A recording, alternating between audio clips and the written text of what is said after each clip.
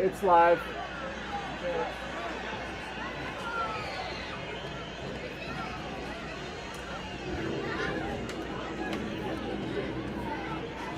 Godzilla versus Norway.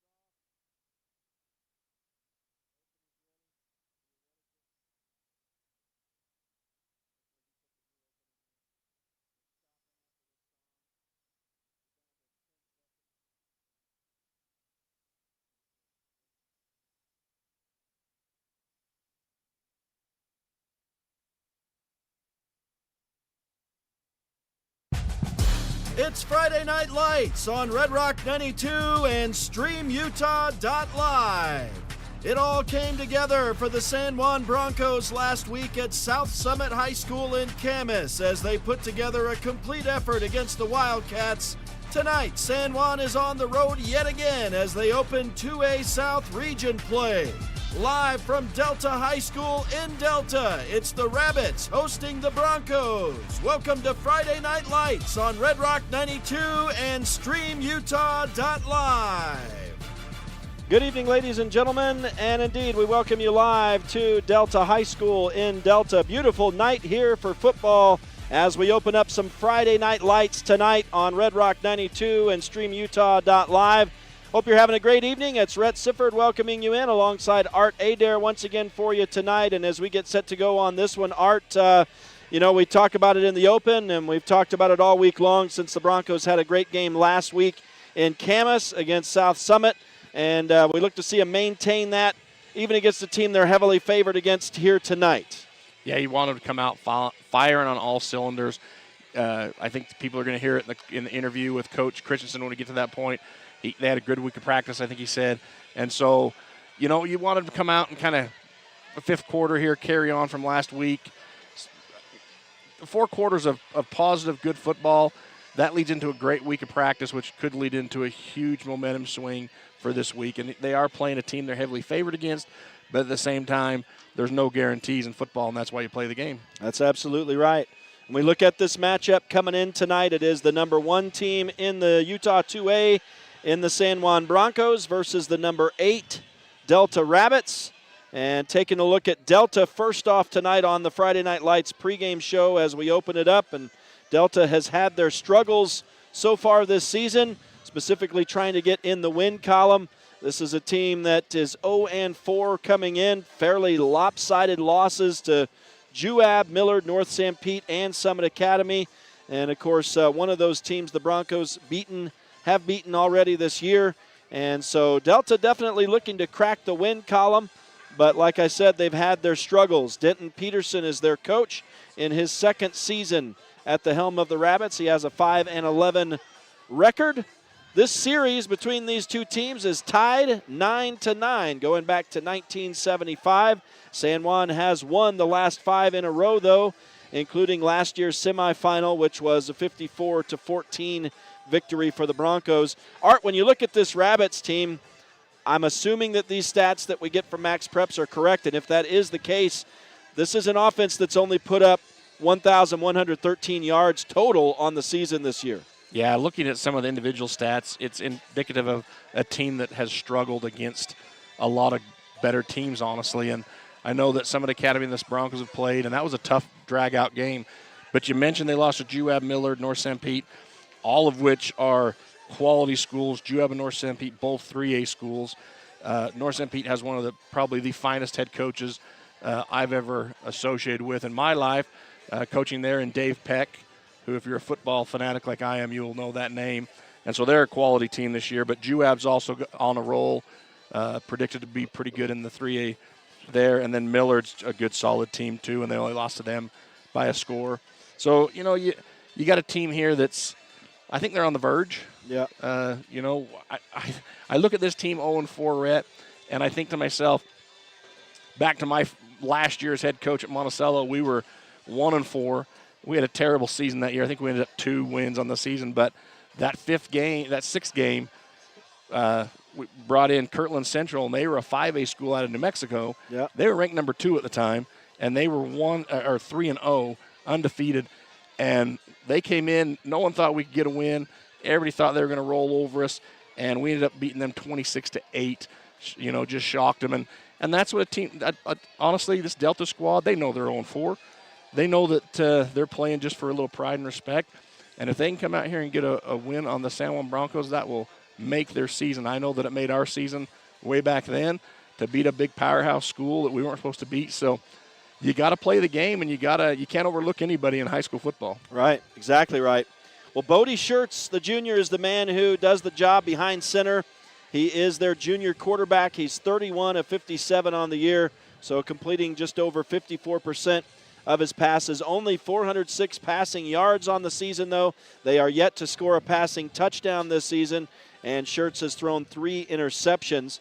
In the running game, 707 total rushing yards for this squad. Jet Rawlinson, the senior, leads the way with 442 yards on 74 carries. He's averaging about 110 a game, almost 111. He's got 2 TDs on the season. The quarterback, Bodie Schertz, actually has 108 yards rushing on 35 carries, so that's some hard-earned yardage for him. I'm sure some of that is getting tackled in the backfield, unfortunately, for the junior, but he does have 3 rushing touchdowns on the season. The 2 leading receivers, junior Corver Pace has 145 yards receiving, so averaging about 36 yards per game. Jason Johnson, also a junior, has 98 yards. So that's a look very quickly at the Delta offense. We take a look defensively at this team, and Carter Anderson, the senior, leads the team in tackles with 34. Caden Colsty, also a senior, 26 stops. Drake Quackenbush, a great name, has 21 tackles this year. 4 of those are for loss, so you might not be surprised to learn that he leads the team in sacks with 4. Caden Colsty has 2 sacks on the season. This team, Art, has 5 takeaways and 3 turnovers. So they, so far on the season, as far as their games go, are winning the turnover battle against their opponents. That's something the Broncos have struggled with a bit this year. Only the last game against South Summit were they able to rectify that, and still in the negative department in that situation. But that's a big thing, you know, going down the season. You got to be winning that turnover battle. Yeah, and when you can score 50, 60 points, right, turnovers are kind of one of those things. But if you get in a dogfight like we saw against Summit Academy, that, you know, turnovers are going to be there, and that's going to be a deciding factor. But you talked about that offense for Delta, and I look for Jet Rawlinson to have quite a game. I think that he's a stud in between the tackles. He rushes for 110 yards per game, and those are hard-earned. I mean, he is just a downhill runner, so we're going to see what he can get. And then you talk about the quarterback, Bodie Schertz, I believe. Yep. He's almost there on the average, too, and he's going to run the ball, too. You're going to see a lot of running out of those, too, and so the Broncos, in their 3-man front defense, bringing up that outside, they're going to have to contain. They're going to have to shut down the A-gaps in those running lanes and see what they can do, because I guarantee you they're going to get a dose of Jet Rawlinson tonight. All right. Well, that's a real quick look at the Delta Rabbits as we get set for this Friday Night Lights matchup tonight here at Delta High School in Delta. They've already got the color guard out on the field. This may be homecoming tonight, Art, and so we may have some extended pregame ceremony tonight. I'm not sure what lies in store here at Delta High School tonight, but the teams are out warming up. Took a long time for Delta to come out. They did not come out for pregame warm-ups other than right here now, all suited up before kickoff, and so a late arrival by the home team. That's why we didn't get a chance to talk with the head coach. We'll step aside and we'll continue the Friday Night Lights pregame show when we return to Delta.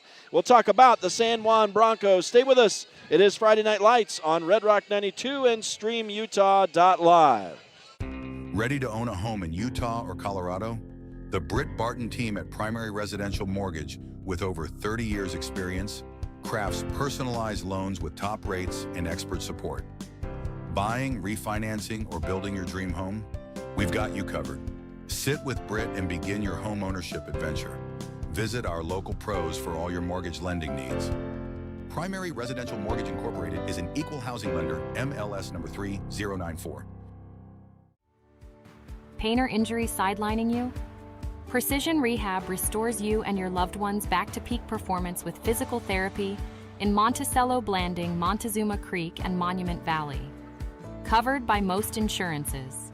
Call 435-678-3869 or visit precisionrehabutah.com. Planning a weekend project? Red's Ace Hardware in Blanding has paint, tools, grills, and yard supplies from top brands like Craftsman and Weber. Visit us for great deals and expert advice.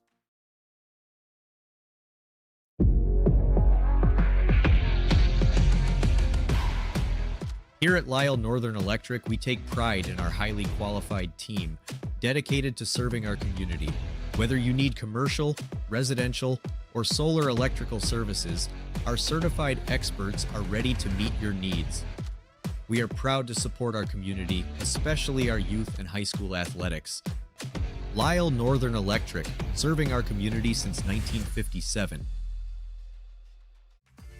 With over half a century of combined experience, Countywide Realty has guided more deals than any other local team. From farms and ranches to homes and land, no one knows San Juan County like Countywide Realty. Buying, selling, or refinancing. Trust Anderson Oliver Title Insurance Agency, Southeastern Utah's only locally owned title company, serving San Juan and Grand counties for over 25 years. Visit us today. At Energy Fuels, creating opportunities and participating in the local community is important to us. Thanks to our dedicated employees, we're safely producing critical materials that support cleaner energy sources and a better planet for future generations. Knowing that the youth of today will make great contributions tomorrow, Energy Fuels is a proud supporter of high school athletics within our communities.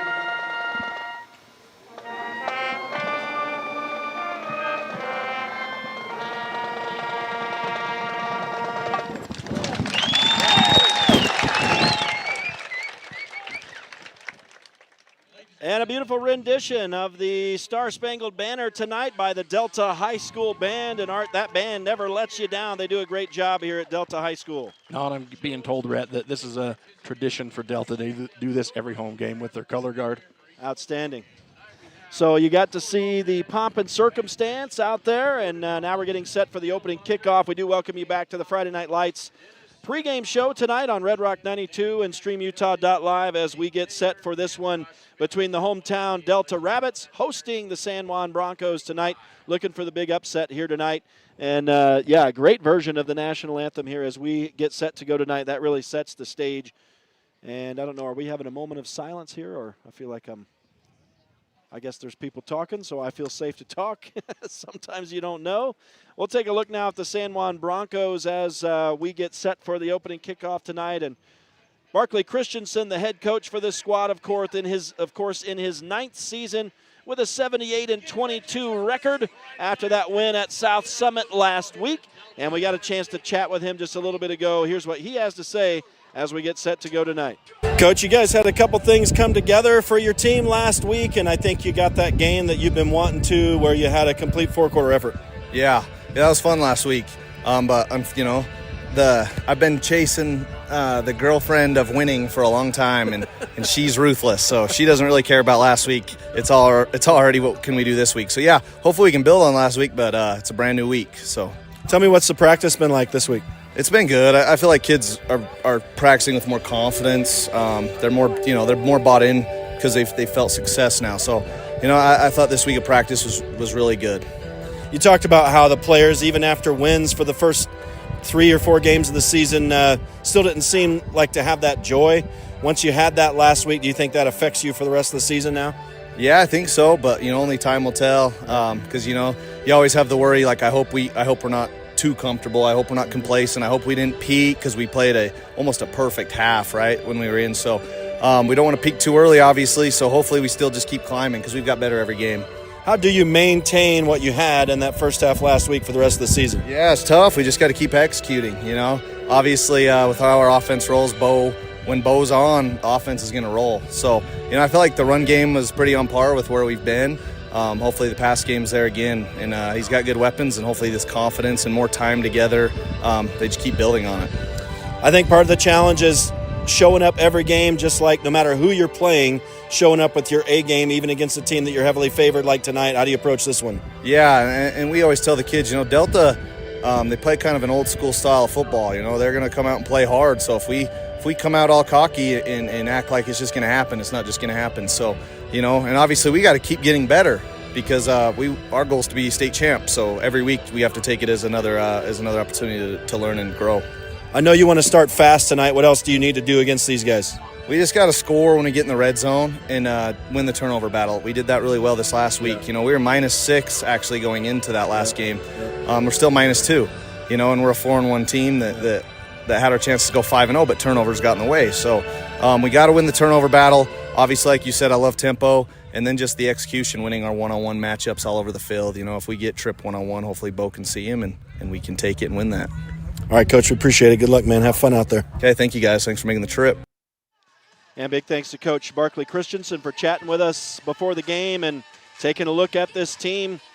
And you talk about, Art, you talk about a kid who kind of came out last week at a coming out party.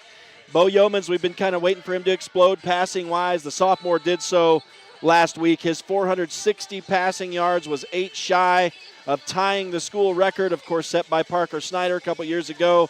But his 6 TDs last week, his 6 passing TDs, tied the school record. I believe you said it might have even tied the state record as well.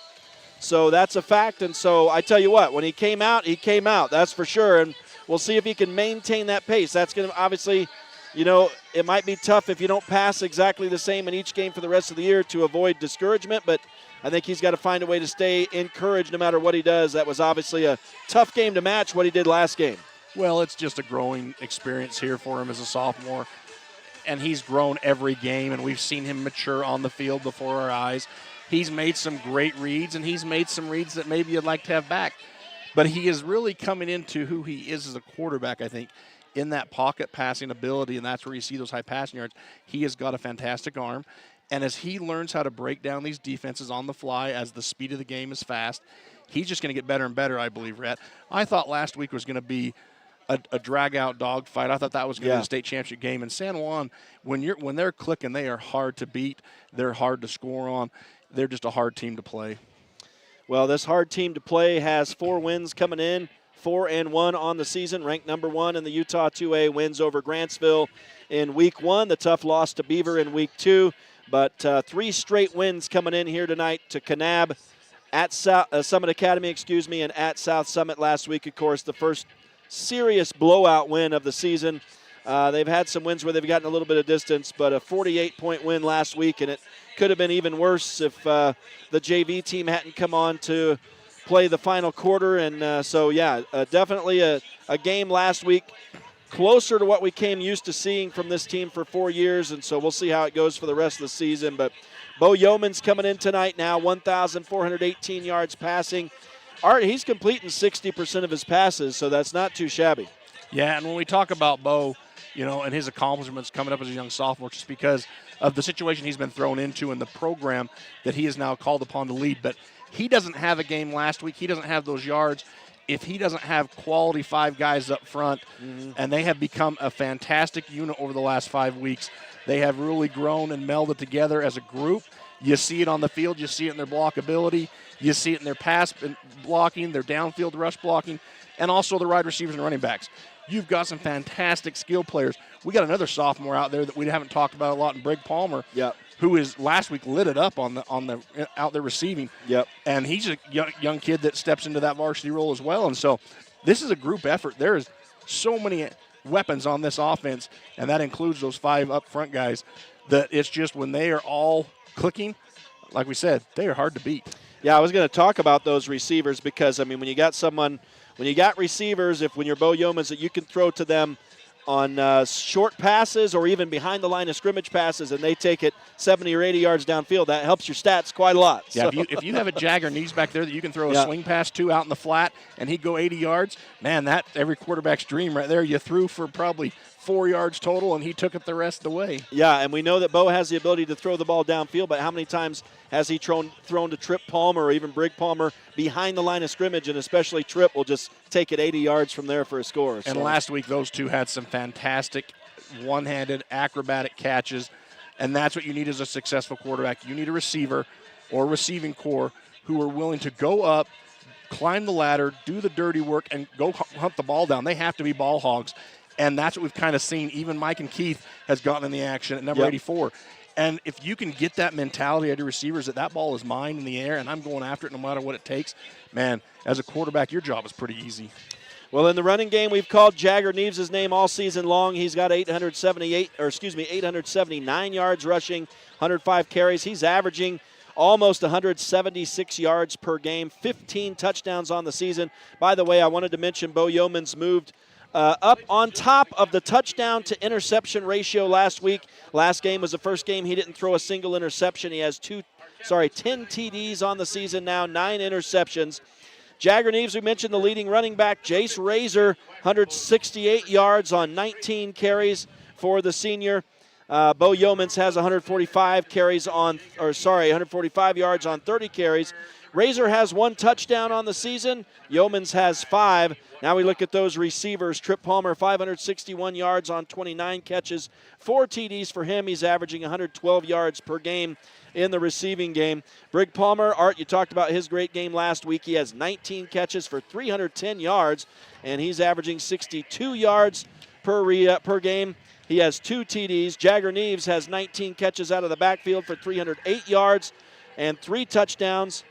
Cole Duke, unfortunately, is still injured this week, so we're not likely to see him. Nash Young then is the 4th-place receiver. He has 101 yards on 6 catches and 1 TD for the Broncos. On the defense, Thomas Harden leading in the tackling department. The junior has 43 stops. Jonas Jeppesen with 41, Jagger Neves with 40, and 5 of those are for loss. Trip Palmer, 39 tackles, 3 for loss. George McNaughton, the big man, has 38 tackles, 12 of those for loss. And, of course, he leads in the sacks department far and away. He has 8 sacks. Everybody else who has a sack has just 1. And I believe he's second in the state right now with sacks. Right on. As the Broncos, for the 3rd game in the row, are going to be kicking the ball away. And it's fumbled originally, but bounces right back into the hands of the kick returner. And that was number 15, Dason Meinhardt. And so he had a fortuitous bounce there.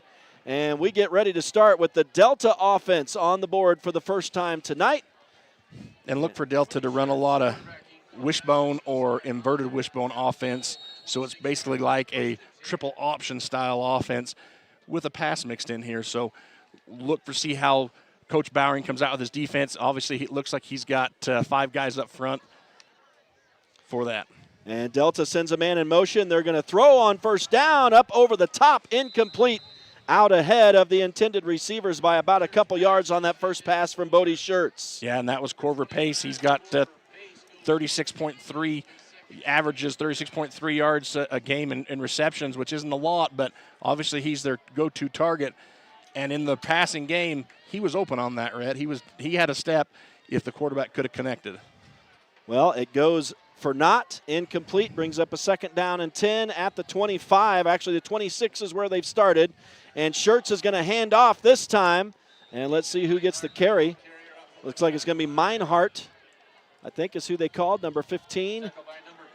So it is Dason Meinhardt on the first rush of the ball game. And give him 3 yards on that carry. So 3rd down and 3 for the Delta Rabbits from their own 29. Yeah, great play calling so far on first down. You know, you kind of try to catch the defense sleeping, throwing that ball on first down. When you're a heavy run offense, you know they're going to creep up. Just an errant pass by the quarterback as they come out now in a traditional style. And they'll send a man in motion. That was a bit sloppy to get started, and it looks like it's going to be a false start on the Rabbit. More than one Rabbit out there on the field, and that'll knock them back 5 yards. That's going to be a tough 3rd down and long now for Delta. I think you call that a herd of rabbits. Is that what you call it? I'm not sure. That's one of those things we're going to have to look up because that's probably a fun group of rabbits. Yeah, I'm not sure. We might need someone to text us on that. Yeah, the one thing, San Juan, they're playing 5 guys up front on that front line. They're anticipating that run out of wishbone-style offense.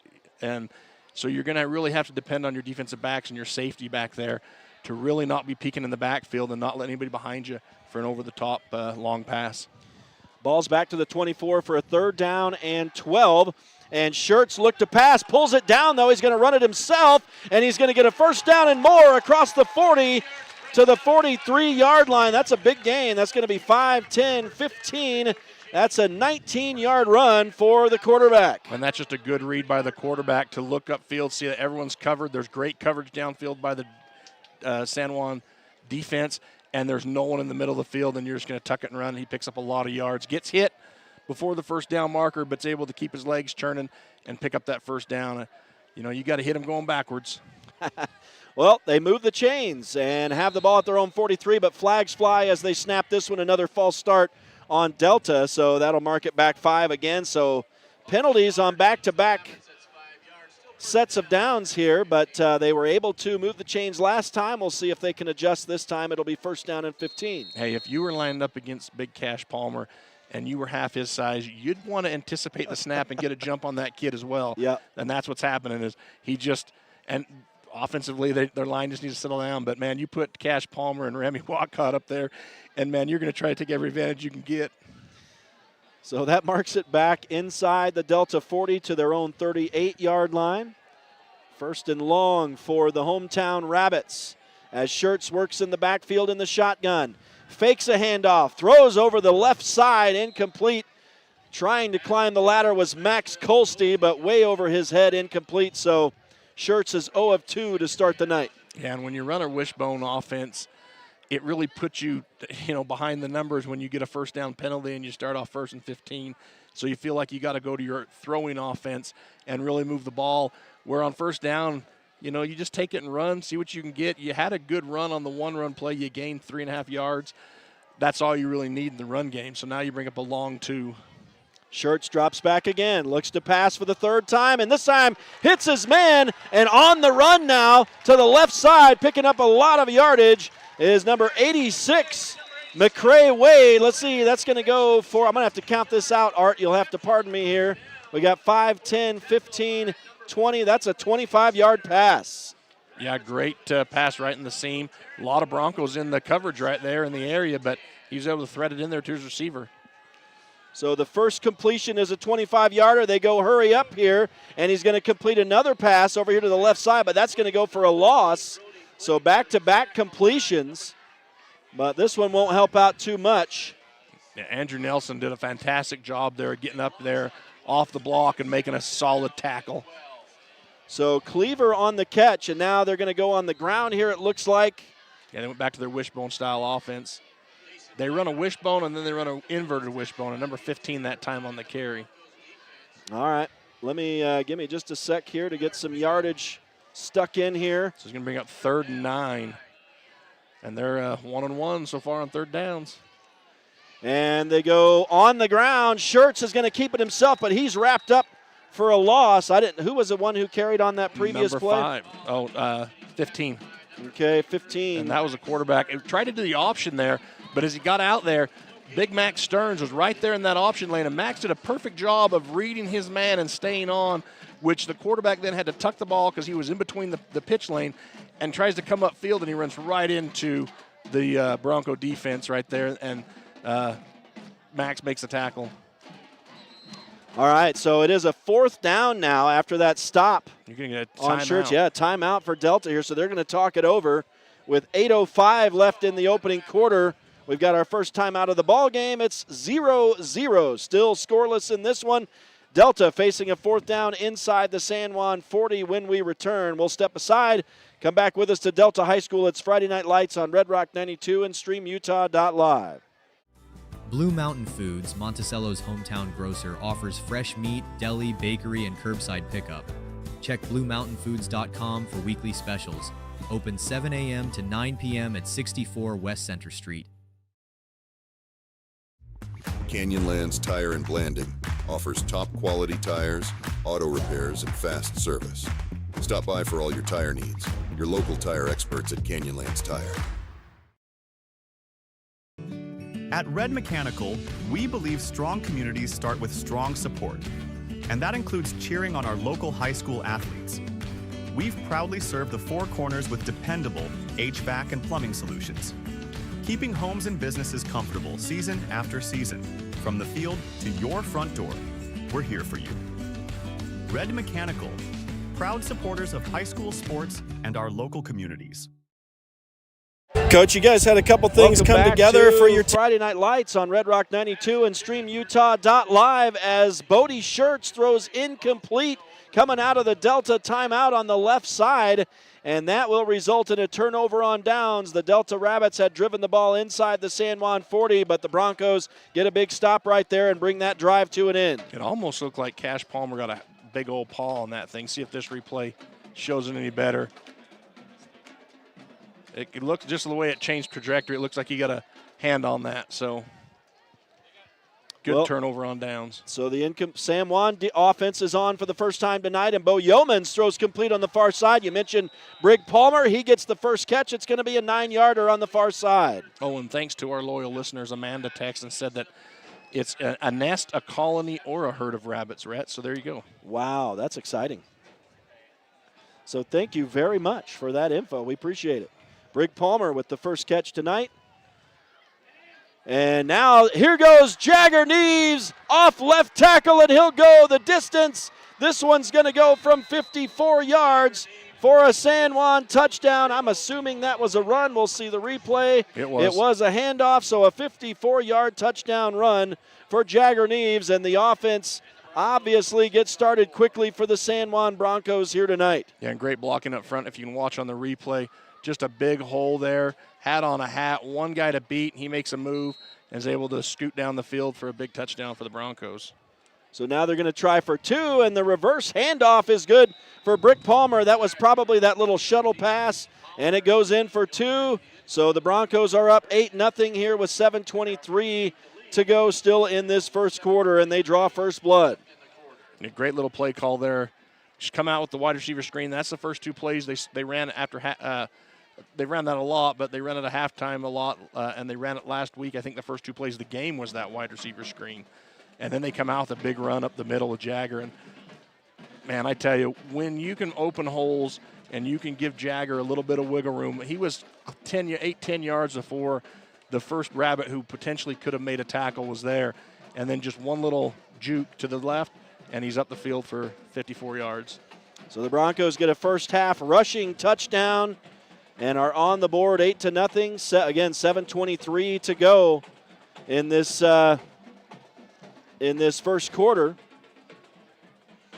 And so the Broncos drawing first blood here tonight and getting set to kick it away to Delta. Sorry. Randall Black doing the kickoff duties again. He's become their starting kicker. And he boots it from his own 40. This one's kind of straight up. It's going to come down short. Delta a chance to return. They'll bring it out around their 35-yard line. Looks like they'll probably start at their own 34. But the Broncos take just 2 plays to score and lead Delta 8-0. Not quite midway through this opening quarter, and Delta offense coming back out on the field to see if they can get things in gear. They drove the ball down inside the San Juan 40, but were unable to get any deeper. And so San Juan gets the big stop, and how many times does good defense lead to offense? San Juan leads 8-0. As Delta comes back out, and Bodie Schertz will step under center this time. And he will hand off right up the gut, and that is going to be a crowd of players down there. Looks like the man on the bottom of the pile. Number 9. Will be number 9. I don't have him on my roster, so have to get him in here. And San Juan's doing a fantastic job. They have 10 out of 11 guys within 5-6 yards of the line of scrimmage. And real quickly, here go the Delta Rabbits. This time play action in the backfield. And Bodie Schertz throwing that to save his own life over here to the near sideline. Incomplete, a little bit out of the intended receiver. Man, he almost hit his man in desperation over here on the near side. Well, that was almost the meeting of the Palmers back there. You had Brig and Tripp both putting pressure, and you're not going to overthrow Tripp Palmer. that kid's got a vertical like you wouldn't believe. And so both of them coming off the end on that, both had a clear path to the quarterback. And that's just one of those things where you just, hey, save your own life and get rid of the ball, kid. And he did, and so the incompletion makes it 3rd down and 8. It was a 2-yard run by, I'll get a name here in just a little bit. There's a nice inside shuttle pass. So that'll be the 3rd completed pass for Schertz. It goes for short gain, though. We're going to give 3 yards to number 1 Bronco Bundy on that catch. And that's just patient defense right there. They know what they're going to run. They've studied film. They've been coached up all week on what to expect out of this. Basically, it's a quad-style offense. You can pitch it, hand it off, run it, throw it. So there's lots of options here. And Jagger Neves just stays home. Trip Palmer puts pressure, and they're able to get the 4th and 6. Yeah, they force the 4th down. The Broncos receive a punt now, and Jagger Neves has room, makes a man miss. Flags come in as he returns the ball, and he clobbers the stick man over there, and the man holding the chains had to fly out of the way. And we'll see, that's probably going to be coming back, but if it stands, Jagger Neves got out of bounds right around the 45 of Delta, but looks like that's going to be coming backwards. Yeah, typically the case in this kind of is a block in the back. We're taking a look at the replay. I don't know if he even touched him. I think that man fell down on his own. But well, and the official on the far side, on our side of the field, called it clear across the field. And I have a hard time with those kind of calls. There were bodies in the way. It looked to me like he just wiped out, but that's all right. So number 9 is Clay Nielsen for Delta, and I'm not sure why he wasn't on the depth chart. He has not run the ball yet this year, unless, Art, it's a possibility the stats we got were incorrect. No. You think that they would enter incorrect stats? Come on. That's hilarious. So we'll see. We may have sold Delta short. They may, in fact, have more than 1,100 total yards of offense this season. But the Bronco offense is out now. Bo Yeomans mishandles the snap for a moment, but recovers and throws complete to Jagger Neves out of the backfield. And he's going to get 10 yards off the hop. That should move the chains, I think. This official's calling for it. 10-yard pass. Up 8-0, and that's the first down of the game for the Broncos. That's Jagger Neves' first catch of the night. Goes for 10 yards and indeed moves the chains. Great blocking out there by Palmer. Yeomans will drop back and has time. He'll air one out, and a man is wide open. Trip Palmer got way behind the defense, and he will walk into the end zone on a beautiful pitch and catch from Bo Yeomans to Trip Palmer, and gashes the Delta Rabbits. That one begins at the 37-yard line. Wow, so that is a 63-yard touchdown pass from Bo Yeomans to Trip Palmer. Very convincing there. Yeah, and unfortunately for the Rabbits, the defender got tripped up, and he probably wasn't going to catch Trip anyways, and he's not as tall as Trip, and we've seen Trip's athleticism, but unfortunately for him, gets tripped up and goes down as San Juan completes another 2-point, this time to Nash Young. And Trip Palmer's first catch of the night is a 63-yard touchdown. So the Broncos keeping me busy right here. A rushing touchdown, a passing touchdown to start us off tonight. And the Broncos lead it 16-0 as they score touchdowns 2 minutes apart. 5:14 to go in the opening quarter here tonight at Delta High School. Friday Night Lights on Red Rock 92 and StreamUtah.Live. We'll be right back. San Juan Building Supply in Blanding has lumber, tools, and building materials for any project. Enjoy quality products and expert advice. Call 435-678-2000 or come in and see us at 1050 South Main Street. Lee Collision Repair and Restoration in Blanding offers top-quality auto body and glass services. Visit us on North Grayson Parkway or call Jackson at 435-485-0069 today. Welcome back live to Delta High School as the Broncos kick it away to the Rabbits, and Delta returns up to their own 29-yard line after San Juan has scored back-to-back touchdowns to start us off tonight and lead it 16-0 with 2 added 2-point conversions as well. And we just crossed over the halfway mark of this opening quarter, 5:07 to go in the frame. We'll see this Delta offense for the 3rd time tonight trying to get it going against the San Juan defense. And Bodie Schertz, the junior quarterback, will work from under center. Misdirection in the backfield, then hands off to the second man through. And that was number 15 on the carry that time for 2 yards. Dason Meinhardt. That's his third carry of the night. All for short yardage. He's up to 8 yards on 3 carries in the early stages. You got Trey Bradford and Trey Bass. Trey and Trey. Spelled differently. There you go. Up there on the line now. And Schertz steps back into the shotgun position here.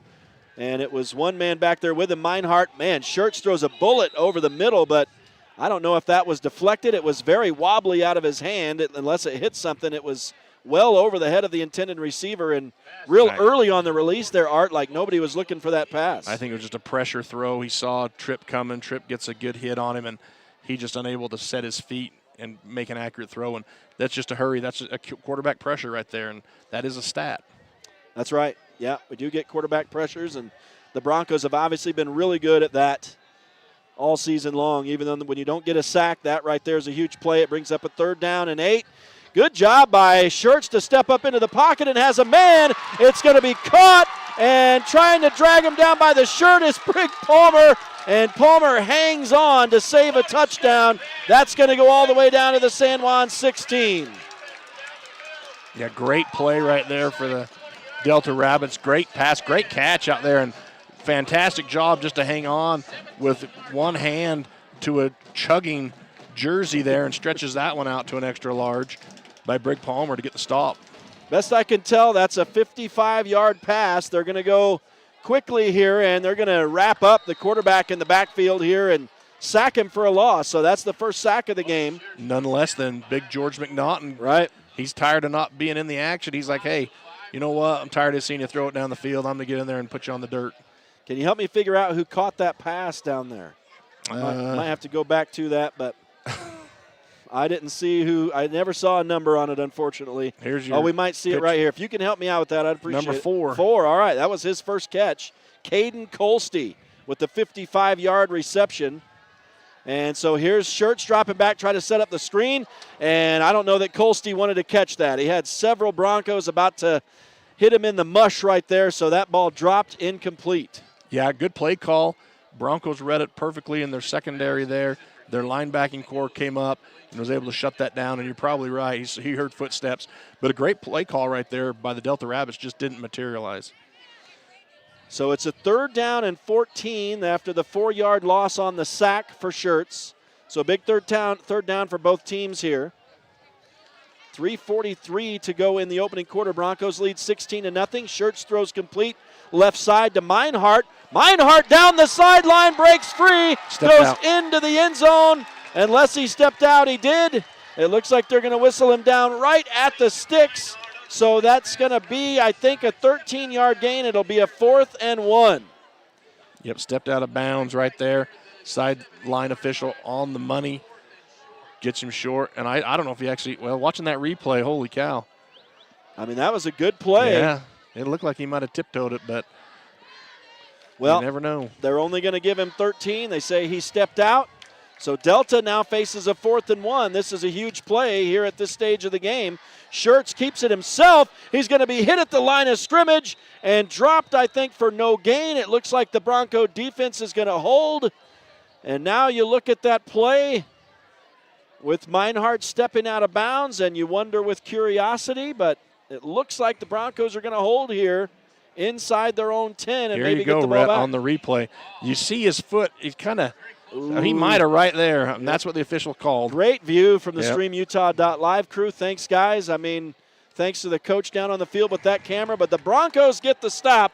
It was a little inconclusive on the replay. We couldn't tell exactly. A body came right in front of that view, but stinking officials. We just have to trust the official, I guess, and that's a bitter pill for the Delta fans to swallow over here on the near side of the field. And on the no-gain run here from the quarterback, I guess he could have silenced the critics if he'd have just gotten 1 yard, but Schertz was unable to get the yard needed, and so the Broncos hold at their own 7-yard line and get the ball back. Yeah, the Broncos defense really tightened up there on that 4th and 1.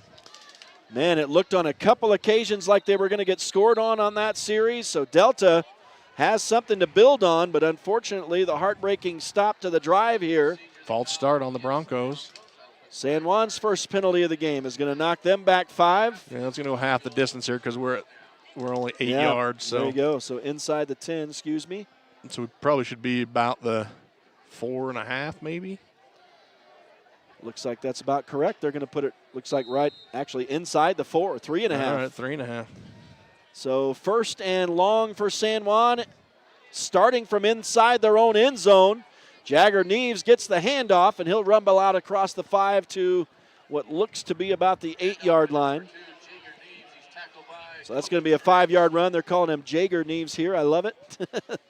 That's his first carry tonight. That's not a touchdown, just a 5-yarder. His first touch of the night, a 54-yard touchdown run. Now they fake it to Jagger. There's that play behind the line of scrimmage to Trip Palmer I talked about. Makes the catch, and he's going to go for 10 yards. That'll move the chains out to the 22 for San Juan. Just a little wide receiver bubble screen, and he gets up the field, able to get that lineman out there, block that inside defensive back, and he comes around and gets what he needs for a first down. And they go right back to the air, and unfortunately Mike and Keith not able to hang on to that. Man, he might have been off to the races if he'd have snagged that, but he dropped it. Incomplete pass, the first incompletion of the night for Bo Yeomans. Yeah, Delta sniffed that one out. They were ready for it, and that defensive number 38, he cut in quick, trying to get there to pick that off.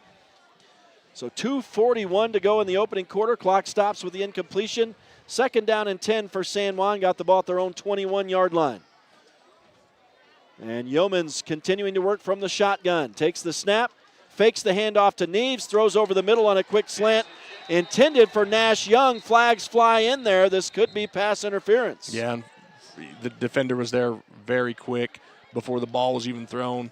He was into Nash Young, so you're going to get a pass interference on the play. Referees talking it over with 2:35 to go in the opening quarter. I'm not sure what they're talking about here,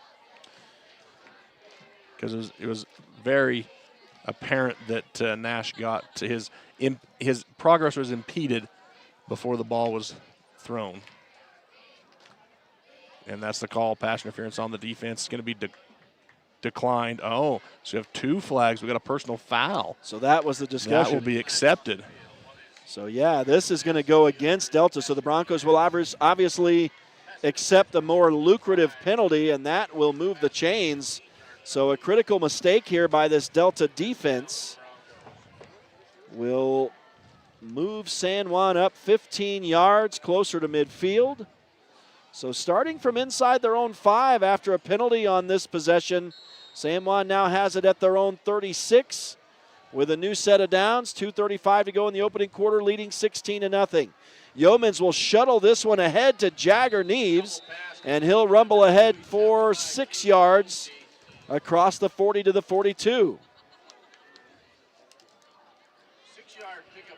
And so the Bo Yeomans Jagger Neves connection works again here. And they snap it, flags fly on the sideline over here at the line of scrimmage. They'll stop this, so it's likely going to be a false start or a legal shift on San Juan. That'll mark them back close to their original line of scrimmage here. Refs aren't mic'd up, so we're having to kind of extrapolate this. It's no surprise. It is going against San Juan.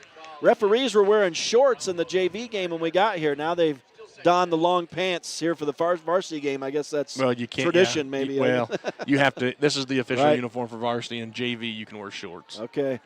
So I didn't see the official signal. I think it was a false start. Second down and 9 for the Broncos. And Yeomans drops back, has a little bit of time, throws right side. Trip Palmer toes the line, but they say he was out of bounds, was unable to maintain his inbound status. Incomplete pass, the second incompletion for Bo Yeomans tonight. 3rd and 9, and Broncos haven't found themselves in this position tonight, up 16-0. So a big third down for the San Juan offense. I don't know. There's not a whole lot of positions on this field that aren't 4-down territory for the Broncos. There's Nash Young taking a handoff, I believe. Unless they're going to call that a pass. That's tough. To me, that looks like a handoff. Yep. So it is the shuttle pass, I guess, officially. It's going to go for 5 yards. It's not enough to move the chains, though, so that will be a 4th down, and we'll see what the Broncos decide here. I'm going to say they're going for it, Rhett. When they do snap it, Yeoman's hands off. Jagger Neves will go ahead off left guard and get enough yardage to move the chains. That is a pickup of 7 for the senior running back, and the Broncos move the chains on a gutsy 4th down call on their own side of midfield. We're coming up on a minute 25 left in the first quarter here. See if Broncos want to score here before the quarter ends. Yeomans drops back and has time. He'll air one out right side. Trip Palmer has to try to come back to adjust for that, and he's going to get the pass interference due to the fact that the defender continued running through him on that play. So that is going to give San Juan a 1st down by way of penalty. Clock stops in the meantime with 1:13 to go in the opening quarter. Yeah, and a great call there. I know that the fans that we're sitting in the middle of don't agree. But Tripp's trying to come back from the ball, and he's got his hands on enough. His hands are straight up, and he looks back for the ball that you don't get that call. We've got some great views on the sideline over there for those of you watching on StreamUtah.Live. We call that the coach's cam down there. We got the coach's cam tonight.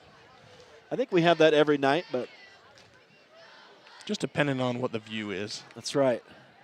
And sometimes you get, it's like My Three Sons. You remember that show and the intro to that show, and all you see is legs and ankles, man. But right now we're getting some good views from down there.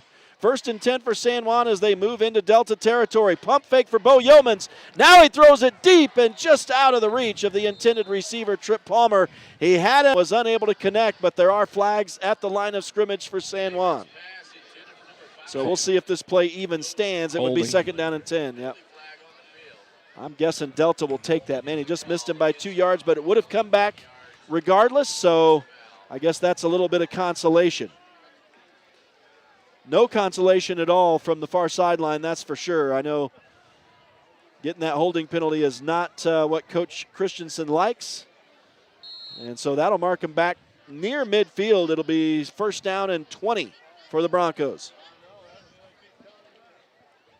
As Yeomans throws on a quick slant, hits Brig Palmer, and he gets back to the original line of scrimmage and a couple yards more. They're going to mark him with an 11-yard gain as he gets it down inside the 40 to the 38. Great little route by Brig to get inside leverage, and then a great throw by Bo to just get him open and then get upfield.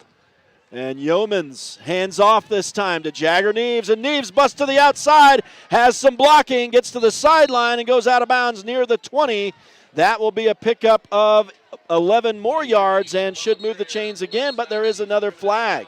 So the Broncos on this series are struggling in the penalty department. Yeah, they're definitely having some issues with the handkerchiefs as we're going to get a personal foul against San Juan. I would say Delta also has struggled on this series in the penalty department, so both teams struggling in the penalty department on this series. Yeah, for the most part, the first quarter is pretty clean until the last 5 minutes. We've seen a lot of flags, and a lot of them are the personal foul, pass interference types, so the big ones. Yeah, that's that disciplinary stuff that you don't like to see as a coach. We are into the final half minute here in this first quarter, 16-0 for San Juan. Broncos scored on 2 quick strikes about midway through the quarter. Narrowly avoided getting scored on. And Bo Yeomans goes to the air. It's going to go in and out of the hands of Brig Palmer, incomplete. And so that will stop the clock with 25 seconds remaining.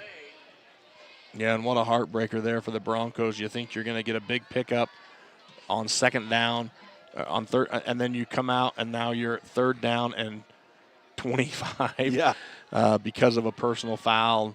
It just kills you. Those type of penalties puts you back in a hole, and then you're long on the chains and short on plays. And it doesn't look like a long distance for us, but obviously it looks bigger when you're on the field, but they don't have to get it all in one play here. They are back on their own side of midfield, though, are San Juan. Yeomans drops back to pass, guns it to the right side, hits Trip Palmer, who falls ahead. Where will they spot him down? It looks like it's going to go inside the 30 for a 1st down.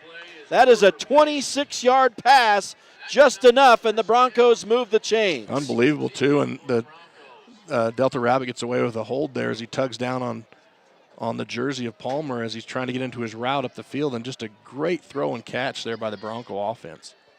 Quickly they go. Bo Yeomans dumps it off to Jagger Neves. He gets the block he wants right here. Spins away from another would-be tackler and down inside the 10 to the 8-yard line on a beautiful run after the catch. And just lost his footing on that last little juke, trying to do one too many spins, and the old cleats didn't stick in the turf. That's a 15-yard catch. 4 seconds left in this quarter.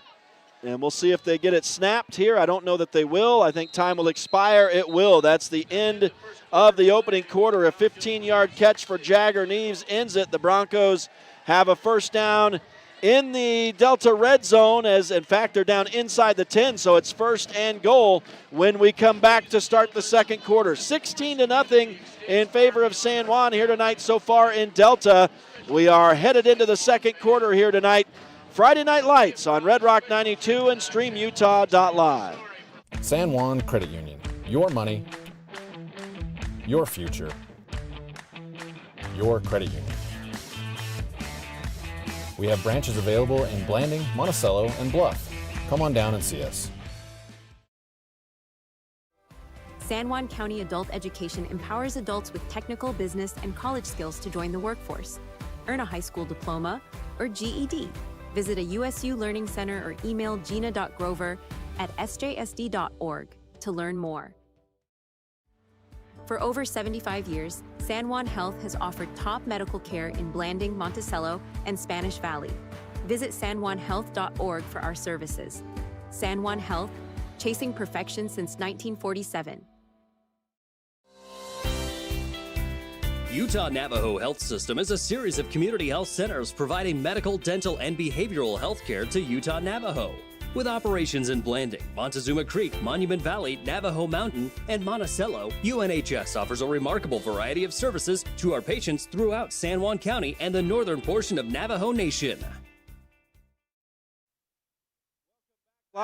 Welcome back live to Delta High School. Friday Night Lights on Red Rock 92 and StreamUtah.Live as we start the second quarter, and Jagger Neves rumbles in from 8 yards out. For those of you watching on StreamUtah.Live, you got to see it during the commercial break. We see the replay now. He basically was untouched, and the Broncos have scored their third touchdown in the game. Now Bo Yeomans connects with George McNaughton for the two-point try, and the Broncos have increased the lead to 24-0, 7 seconds into the second quarter. Yeah, I love how they're getting George, the defensive specialist, in there on some of these two-point conversion plays, using him as a blocker, but also rolling him out into that soft flat out there and letting him put some score points on his senior season. 2 rushing touchdowns in this first half now, 1 through the air. 2 of them, both the rushing touchdowns, I should say, for Jagger Neves. That doesn't come as much surprise. That's the way the season has gone so far. And on the first play of the second quarter, the Broncos hit pay dirt and now lead it by 3 TDs. Plus, I'd say 4 TDs now. That's 6 points and extra points. That's a big bonus in getting 2 points every try. Yeah, and we've obviously seen that San Juan has decided that the That's PAT their play. game is Yep. not going to happen. Yep. They're going to go for 2 points, and kudos to them, and kudos to Praxton throughout the season, so that you know that where you can go when you get to the postseason if you need that 2 points. Well, the Broncos, it was a bit slow and steady, and in that last series, there were a bunch of penalties on both sides of the ball. The Broncos finally drive it all the way, the entire length of the field. That was a 97-yard drive ultimately. I don't know if they count that penalty yardage, because if not, officially, I guess it was more like a 92-yard drive. But with that penalty, the Broncos started inside their own 5 and drove the ball 97 yards. I think that took, I don't know if that took 4 minutes or how long that took. But the Broncos up 24-0, and now Delta back on offensively, starting at their own 33 after this decent return on the kick.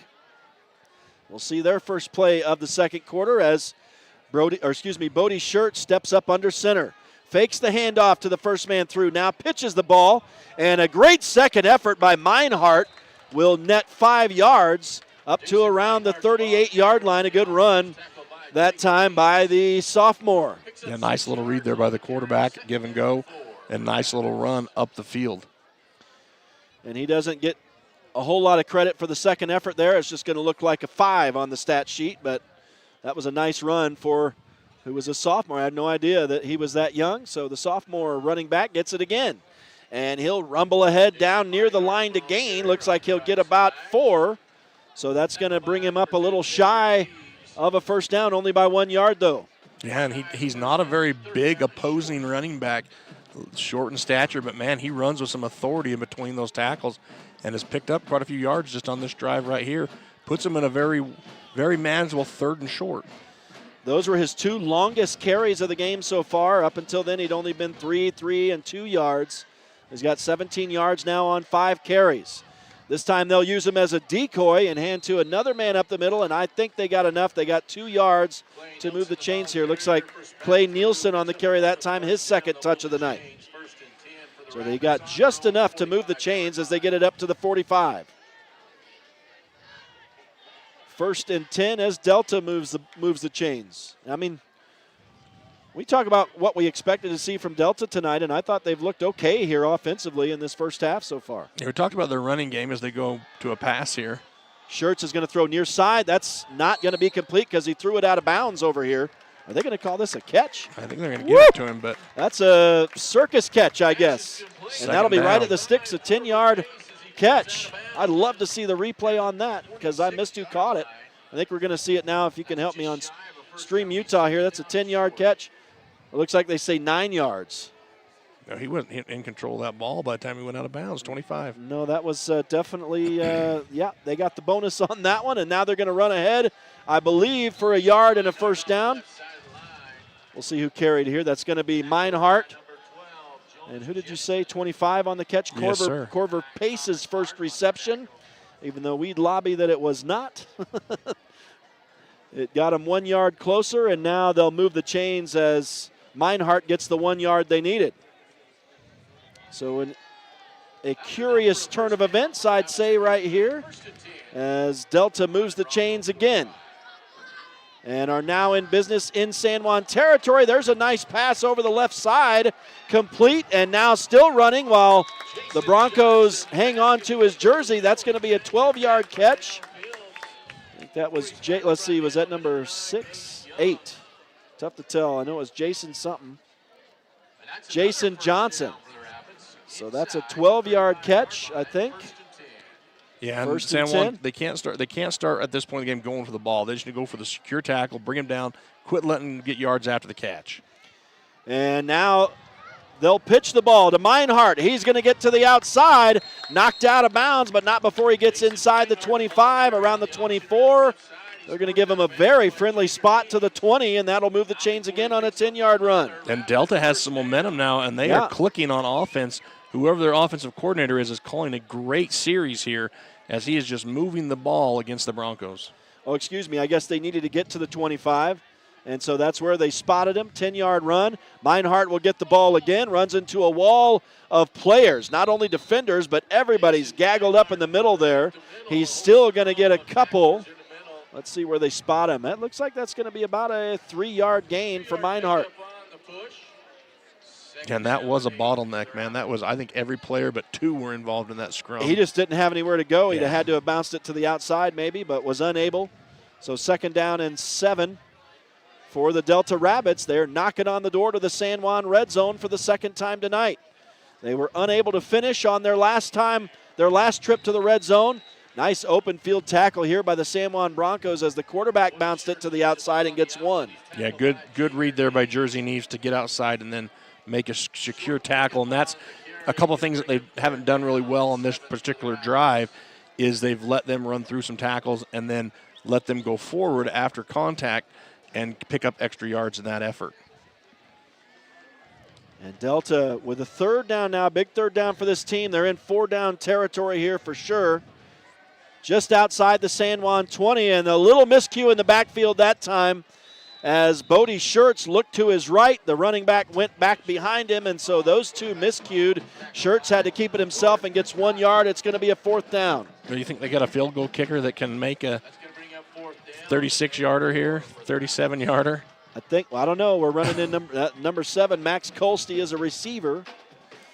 We'll see. I did not see any field goal attempts for this team this season. It looks like we're going to see a standard play. They're 0 for 2 so far on 4th downs. Okay.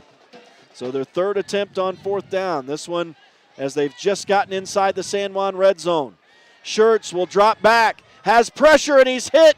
I don't know if they were trying to set up the screen, but that's what it looked like. The Broncos had major pressure on the quarterback. Schertz is not able to avoid it, throws incomplete, and a turnover on downs. It almost looked like they were trying to anticipate either a screen right there, but Jagger Neves read it, stayed home, didn't give up any ground, and then also Trip Palmer is in your face as a quarterback. If you get an average-sized lineman, a 5'10 lineman in your face, you can still throw over him. You get Trip Palmer in your face jumping, yeah, that's almost impossible.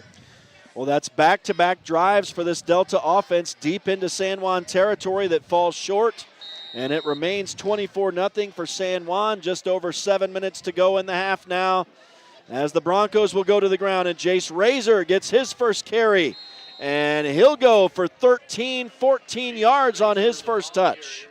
Looks eerily reminiscent of another game we were at 2 weeks ago. That's what I was about to say. First touch of the game, and he goes for 11. So San Juan moves the chains. Now their ball is on the turf and miraculously comes right back to San Juan. So a fumble, but it wasn't lost. Brig Palmer had a 2-yard catch and then fumbled it. I think the ball goes back to where he fumbled it from. Is that right, or does it comes backwards? I guess it came backwards. Well, only if you fumble forward. So it was a 2-yard completion for San Juan, and now I've got to get caught up here as Yeomans throws complete to Jagger Neves, and he's going to go for 8 yards and 9 now as he'll move the chains up to the 45. So back-to-back completions, and they're not listening to me, I don't think, on this PA. They keep calling him Jagger. That's pretty funny. Hey, either he gets called Jagger Neves or Jagger Nieves. Nieves, so yeah. Either or, he's still going to pick up a couple hundred yards tonight. Brig Palmer did have a catch. I'm going to have to compute in there in just a little bit, but another nice ball from Yeomans out here to Brig Palmer. Hits his man again, and this time Brig Palmer's going to be brought down around the 41 of Delta. That's a pickup of 14 more, and San Juan moves the chains again. And a good to come back to Brig after a fumble. You always want to get your receiver back on the horse and comfortable with that. So great coming back to him so quick to give him that confidence that he can still catch that ball and get positive yards. So back-to-back catches for Brig Palmer. Well, I guess there was one in there for Jagger Neves as well.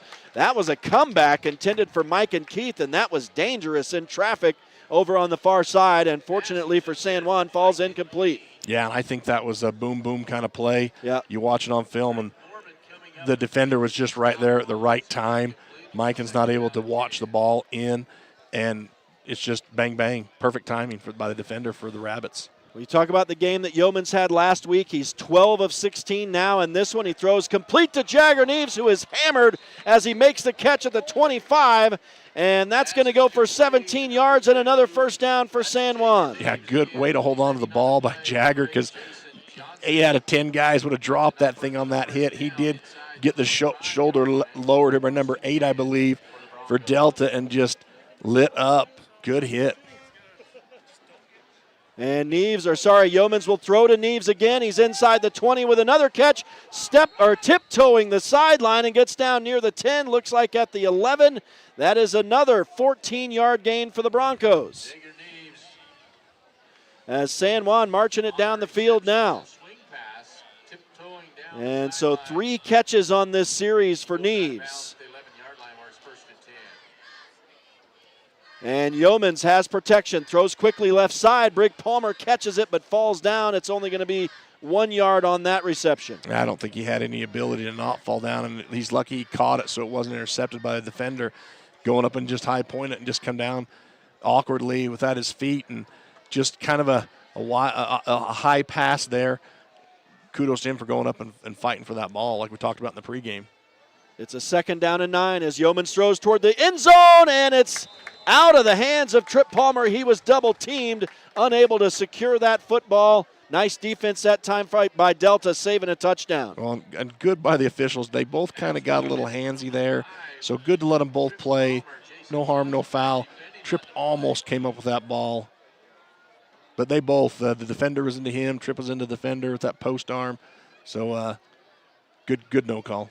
And Yeomans again throws complete to Jagger Neves this time. He's going to rumble down inside the 10, but that's a short pickup of only 1 more yard. So after the Broncos were streaking down the field, it has slowed down quite a bit, and they're going to face a 4th down right here. 100% tonight on 4th downs, Rhett, so looking good, 1 for 1. I was going to say, how many have they had? So Yeomans is going to go empty set here. We got quads to the right, 1 man wide to the left. Delta doesn't like it. Delta's going to call a timeout. With 4:13 to go in this first quarter, that formation had them guessing. They want to talk it over. Again, it's 24-0 for San Juan. 4:13 to go in the first half. The Broncos knocking on the door, but they face a 4th down inside the Delta 10. We'll return to Delta High School. It's Friday Night Lights on Red Rock 92 and StreamUtah.Live. Need fast internet in San Juan County? Emory Telecom delivers blazing fast fiber with no contracts and free installation. Power your home with reliable connectivity. Visit EmoryTelecom.com for details today. Get the resources and quality of a big school education and the support of a smaller school at Utah State Blanding. Explore over 70 degree and certificate programs to find your perfect fit and experience personalized learning with small class sizes and dedicated faculty while getting the classic college experience. A Utah State education is affordable too, thanks to competitive tuition and tons of scholarship opportunities. Visit blanding.usu.edu to learn more about becoming an Aggie in Blanding. Welcome back to Delta High School, Friday Night Lights on Red Rock 92 and StreamUtah.Live as the Broncos score again. A 9-yard pass is complete from Bo Yeomans to Trip Palmer in the back corner of the end zone, and San Juan increases the lead to 30-0, 4:07 to go. Rhett Sifford and Art Adair with you, and Art, I was saying as the Broncos go for 2 here, flags fly. So this is probably going to come back, although the Broncos go into the end zone on a pitch to Jagger Neves, but I think they're going to have to try it again. But I was saying all we have to do to go is go to commercial and extend the commercial, and we will overlap a score by San Juan. That's the way it's gone, I think, 3 times tonight. Yeah, and great play there by Tripp just to use his size advantage. Great throw by Bo to just put him in a position to be successful in the back of the end zone where the defender is reading his face, and all Tripp has to do is go up on his vertical leap and bring that ball in for the touchdown. And that's been there a lot, and I tell you, I would exploit that, and they have, and they will. But that is just a unique thing you have in having Tripp out there who is going to tower over any defensive back he faces this year. Yeah, and they tried that play previously. Now the Broncos' 2-point try is coming from all the way out at the 14. Yeomans throws complete over the middle, and it's like clockwork as he hits George McNaughton this time, and the Broncos add the 2, make it 32-0 now for San Juan with 4:07 to go in the half. And who knew the defensive lineman had soft hands? Yeah. I mean, that was a nice catch across the middle. That's 2 catches for him now on 2-point tries. Right now he's kind of an after note after the touchdowns, but I'm sure we'll start seeing him out here during regular typically play. You're going, 2.5 yards there, 3 yards for your PAT. That one was a little bit more offensively positioned for him, and great little seam route there, and soft hands. Yeah, once your penalty knocks you all the way back out near the 15 for your 2-point try, that's a legit play. So the Broncos increase the lead, 32-0 now. 4:07 to go in the first half here in Delta. Friday Night Lights tonight on Red Rock 92 and StreamUtah.Live is brought to you in part by Bradford Tire, specializing in fast service with fair prices and quality customer care. Colleen Kays, author of the 7 Dynamos of Organizational Power, Creative Floors, covering all of San Juan County's carpet and flooring needs. Crowley Construction, dirt, roads, driveways, and more. They handle any job, big or small. And Dependable Auto Repair. Count on their team of ASE certified technicians for all your auto service. As Mr. Black gets ready to kick this ball away and does so, comes down inside the 20 And it'll be returned by Delta out near the 30-yard line on a decent return. And that's where the Rabbit offense will take over. Trailing now by, I guess it's basically 7 touchdowns now when you add the 2-point tries.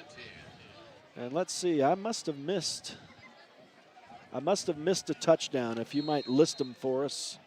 I've got 2 rushing and 2 passing, but I think I missed something.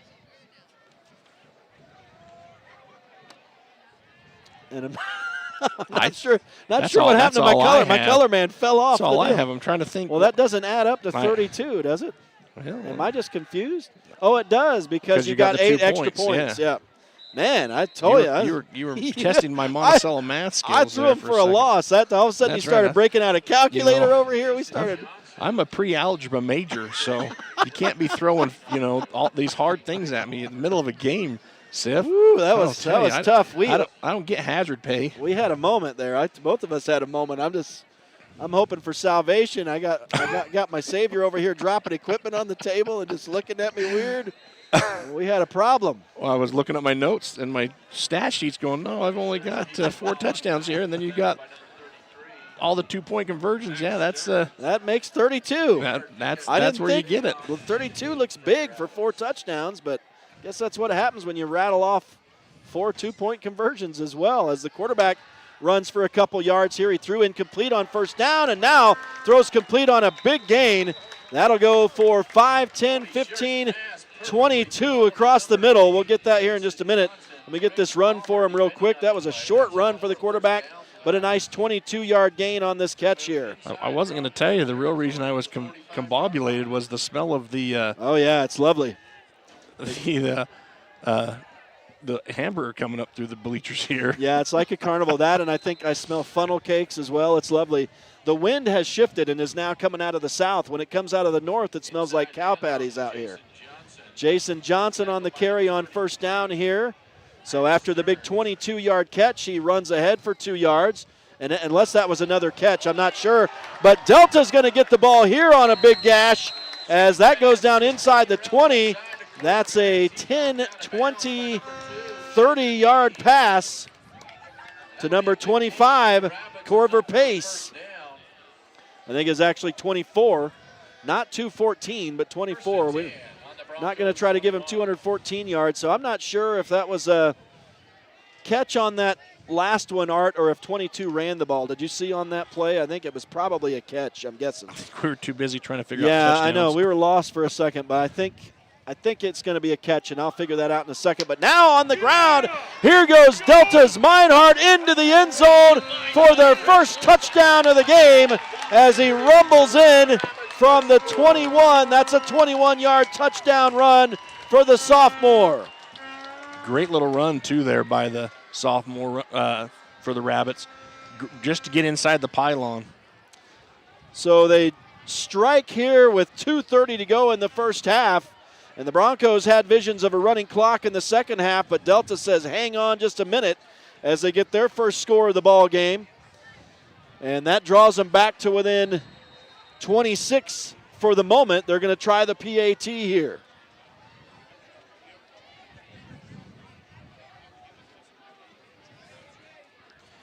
And it is number 8 on for the kick, Jason Johnson, and that has plenty of distance and is right through. They do have a kid who can kick field goals, I dare say. Yeah, I think that would have been good from 30. Especially when the wind is at his back, which it was in this case. But, yeah, that was a boot right there. That almost went out of the stadium. So make it 32-7 with 2:30 to go in this first half. And the Broncos getting set to get the ball back. We'll step aside real quick. It's Friday Night Lights from Delta High School on Red Rock 92 and StreamUtah.Live. In career and technical education, your classroom is more than a place to learn. It's where your future begins. Here, you'll gain real-world skills and turn your talent into opportunity. Learn the skills, build your dream, and step into your career starting today. Monson's Quality Meat Processing and Blanding provides processing for both wild and domestic animals. They also carry USDA choice steaks, ground beef, and 14 unique flavors of handmade bratwurst. Monson specializes in friendly service, the highest quality products, and flexible timing, all at a competitive price. That's Monson's Quality Meat Processing at 885 East Pinion Ridge Road in Blanding. Call 435-459-1401 or find them on Facebook. Desert Rivers Credit Union offers mortgages, low fees, and great rates for all credit scores. Enjoy local service and a nationwide ATM network. Desert Rivers Credit Union, for people, not profit. Welcome back. Friday Night Lights on Red Rock 92 and StreamUtah.Live as Delta tries the onside kick at midfield, and that does not pan out. The Broncos do a great job falling on that, and San Juan's going to have some good field position now. After Delta scores their opening touchdown of the ball game, pulls back to within 25 points. It's 32-7. 2:30 is what remains here in this first half. A good onside recovery by Quincy Singer out there for the Broncos.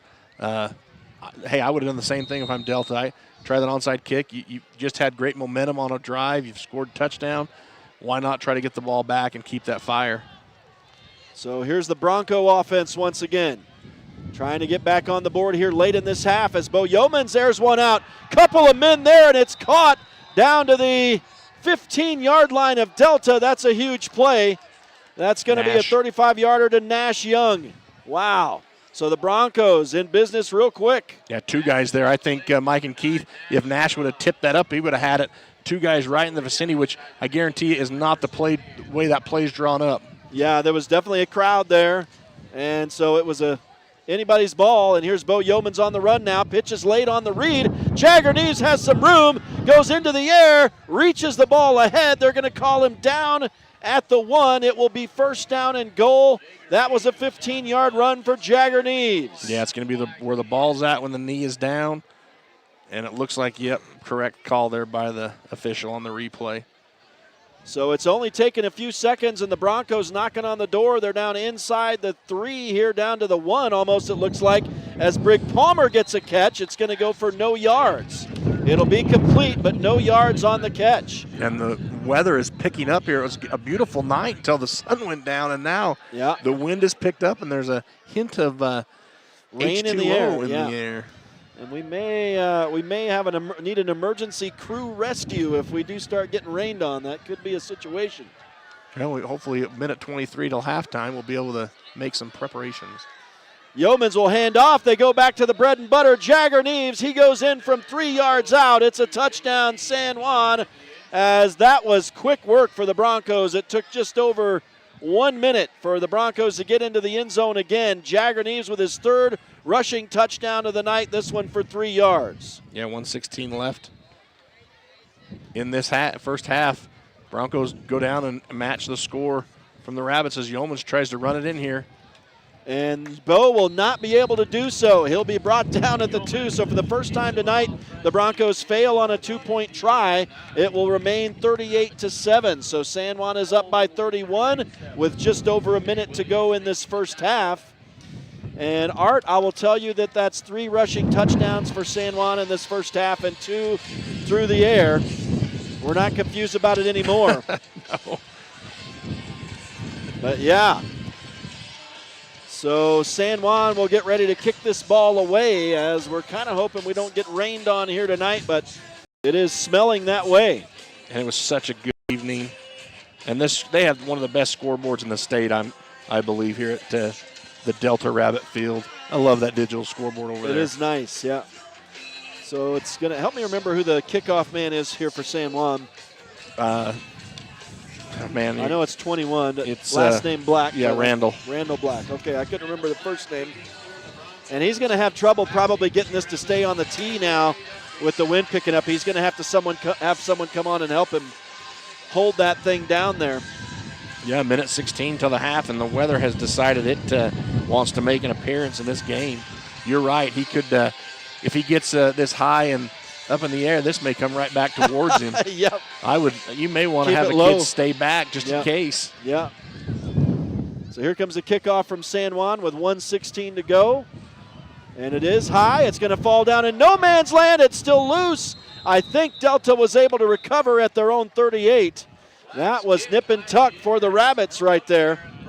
And so the offense will come on at their own 38. That was almost an unintended onside kick. But, yeah, you saw that hit that wind, and the wind just stopped it midair. Yep, and that's exactly what we predicted. So we'll see what Delta can do here in the final minute of this half. They have to kick the ball to San Juan to start the third quarter, And so the Broncos are going to be getting the ball back to start the second half. Here is Bodie Schertz, the junior quarterback, working from the shotgun. Sends Meinhardt in motion. Looks to his left. Airs it out with the wind to his back. It's going to be out of bounds, incomplete. Are they going to call that a catch? This official likes to. That is 2 catches that were out of bounds that they call catches. He likes. I'm assuming he lives that within the vicinity. Nowhere close. That was, he was nowhere close. Yeah. Wow. So that's a 10, 20, 35-yard mystery catch. And now I think the quarterback keeps it himself. You might have to help me. Yeah, he keeps it and goes for 5. My goodness gracious. That's 2 catches for Delta that are horrific here in this game. I'm sorry. 35-yard that time to, I think, Corver Pace. Man. And now the Broncos getting into the backfield to make a stop here. Timeout. Delta, that's their final timeout of this half. And Meinhardt carried that time. We'll see. I think that was a loss timeout with 36 seconds to go. Yeah, that was a big loss of 8. Yeah, nice defensive effort there to get in the backfield and then contain the quarterback so he couldn't scramble or throw it downfield. But, yeah, there have been a couple of passes that that one especially, his foot was in bounds. The one foot came down, but he didn't have control of the ball. Right. I mean, caught it. And then when he catches it, he's definitely out of bounds. And I just wonder, you get an official on an opposing sideline that's getting handled easily. Sometimes you get those calls. I guess so, yeah. And they don't have the benefit of replay like we do. That's right. It's bang, bang for sure. The game happens fast. We'll give them the benefit of the doubt, but that's 2. I got 2 in that situation. Friday Night Lights on Red Rock 92 and StreamUtah.Live as we're getting all the cooking smells, all the concession smells in our face now as the wind really has picked up here tonight at Delta High School. And we're brought to you tonight in part by Diamond Designs, offering a wide variety of quality customized products. Flights Gymnastics, a proud supporter of local sports and a great start for your kids. And here we go, 35 seconds to go now out of this timeout. Schertz throws, I think, incomplete over here on the near side. Yeah, they're going to rule it incomplete. That was close to being a fumbled pitch, but they'll call it incomplete. I think just by looking at that play there, might have been looking at the double pass here. Right. I mean, it had all the makings of a double pass, just the receiver was unable to bring the ball down. So 4th down and 13 or so, maybe a long 12. A few sprinkles. Yeah, ball is at the 28. I don't want to hear that, Art. I'm sorry. I'll just ignore you because we got a lot of gear out here. And there's a ball thrown over the middle into traffic, and only a San Juan player able to get his hands on that. Jagger Neves, he goes down hard, but he'll hop up okay. That will turn the ball back over to San Juan with 24 seconds to go. And I guess under normal circumstances you would think that's a safe situation, but if there's any team in the Utah 2A that can make you pay for giving them the ball back at their own 28 with 24 seconds to go, it's the San Juan Broncos. Oh, and they have trips left here and guaranteed 3 timeouts in his back pocket with 24 seconds left.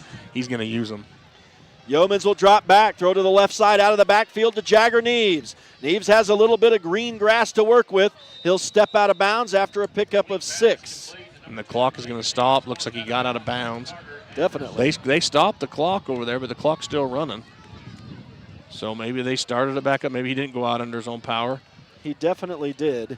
And it looks like San Juan's not going to call a timeout. 19 seconds, but now the clock is stopped. Yeah. Oh, it should have been 23. Well, there you go. I don't know. Empty set here for Bo Yeomans. Yeomans will drop back. He's going to throw one. Oh, he's hit, I think, as he throws right there. That's incomplete. Someone finally got to him, got that pressure, and forces the incompletion. Yeah, he got into his arm as he went to throw forward, and luckily it everyone had dropped so far deep in the defense that there was no one within 10 yards, actually 13 yards of the line of scrimmage, so ball falls calmly to the turf. It was Drake Quackenbush who got to him, and I just have to say that name.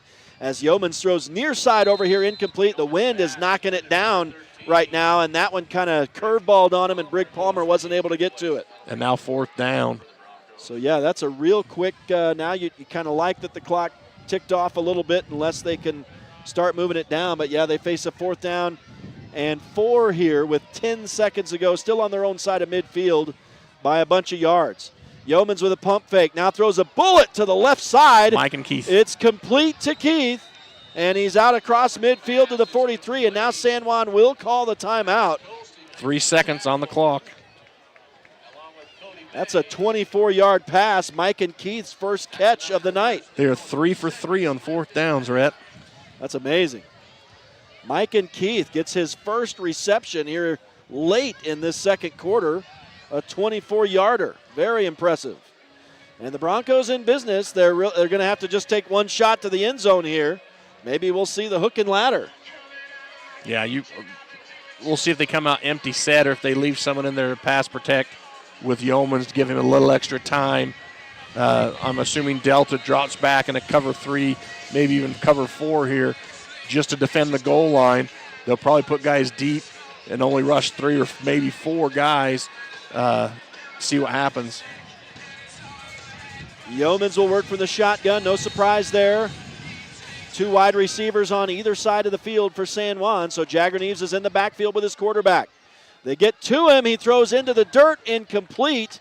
And it's a bit of an anticlimactic finish to this first half for San Juan, as it will end on an incomplete pass. So it'll remain 38-7 for the Broncos at halftime here at Delta High School. San Juan will get the ball to start the third quarter.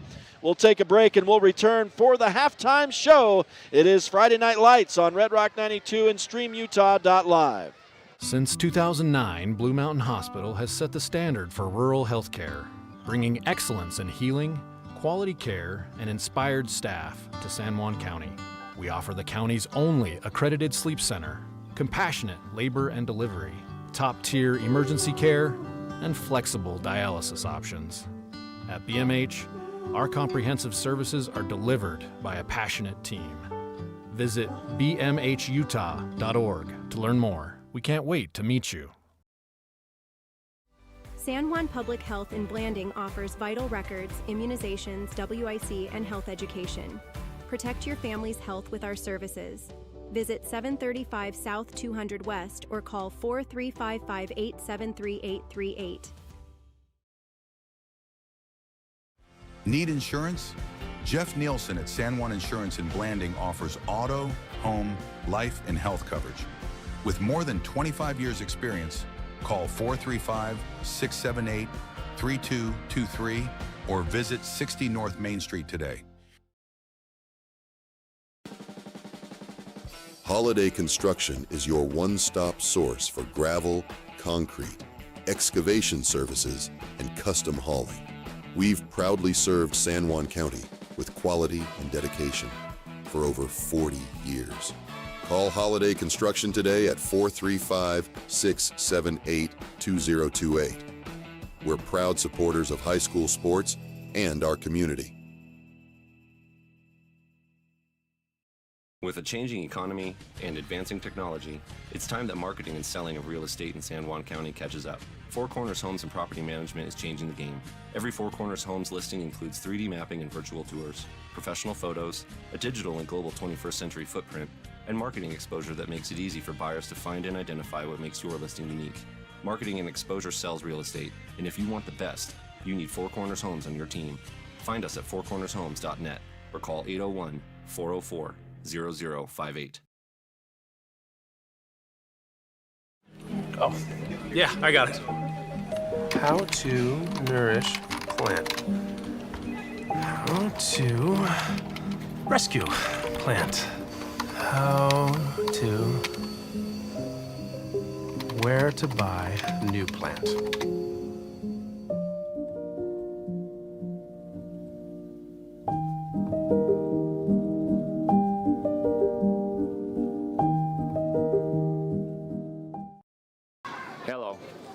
is David Palmer, and I am the Parks and Recreation Director for the City of Blanding. Hi, my name is Sylvia Stubbs. As a recently elected San Juan County Commissioner, We are so excited to collaborate with SJC-PAC Coalition and San Juan Counseling to bring parents-empowered messaging to our beautiful Wellness Center pool area. Parents Empowered is a Utah campaign designed to help parents understand the power they have in reducing the risk of underage drinking. Survey data tells us that youth perception of risk in San Juan County in all grades went from 83.6% in 2019 to 68.3% in 2021. This means our kids don't understand the damage that alcohol and other drugs can cause on their developing brains. Did you know that Utah teens reported that parental disapproval is the #1 reason they choose not to drink? Never assume your children know what your rules, expectations, and attitudes are. Write them down and discuss them with your kids so they understand the reasons behind them. Bonding is essential to preventing underage drinking. Children are less likely to drink when the parents are involved in their lives and when children and the parents feel close to one another. Together, we can help build a stronger San Juan County. Let's do this! Welcome back to Friday Night Lights on Red Rock 92 and StreamUtah.Live as we're at halftime here at Delta High School in Delta, Utah, and a 38-7 lead for the San Juan Broncos through the first 24 minutes. And we've got some first half stats for you. We'll start it off with the Delta Rabbits, who get 198 yards passing in that first half, just 67 yards rushing. They do have the one rushing touchdown, and that from number 15, the sophomore, Dason Meinhardt, who had a great first half. And let's see. Yeah, I think I marked that down, unfortunately, as a pass. And so, yeah, I got him in the wrong column there. That's my fault. I'll have to fix that. He got the 21-yard rushing touchdown. I believe that was a handoff. So that was their only touchdown of that first half. Bodie Schertz, the quarterback, 198 yards passing. He was 11 of 21 in the first half. He does have 24 yards rushing on 8 carries. The other man who got the most yardage, and we'll have to figure this out, but Meinhardt I have him for 34 yards receiving, but again, that counts that touchdown that I put in the wrong column. So really, I think he's got more like 60 yards rushing and 13 yards receiving in the first half. Corver Pace has 70 yards on 4 carries. By the way, 10 carries for Dason Meinhardt. And then for McRae Wade, the wide receiver, 25 yards on 1 catch. Clay Nielsen has 4 rushing yards, in that first half on a couple carries for him. And let's see, Bronco Bundy has 1 catch for 3 yards. Caden Colsty, 1 catch for 55 yards. Jason Johnson has 2 catches, 34 yards. And those are the first half stats for the Delta Rabbits. We'll switch it over to the San Juan Broncos now, who get 287 yards through the air in the first half and 2 touchdowns for Bo Yeomans. 99 yards rushing in that first half and 3 touchdowns, all 3 of those to Jagger Neves. For Bo Yeomans, like I said, 287 yards passing. He is 21 of 29 through the first half of play. Jagger Neves has 9 catches for 84 yards and 5 carries for 85 yards in the running game. And again, the 3 rushing touchdowns for the senior in that first half. Trip Palmer has 108 yards receiving on 4 catches. Brig Palmer had 5 catches, 37 yards in that first half. Nash Young, 2 catches, 40 yards.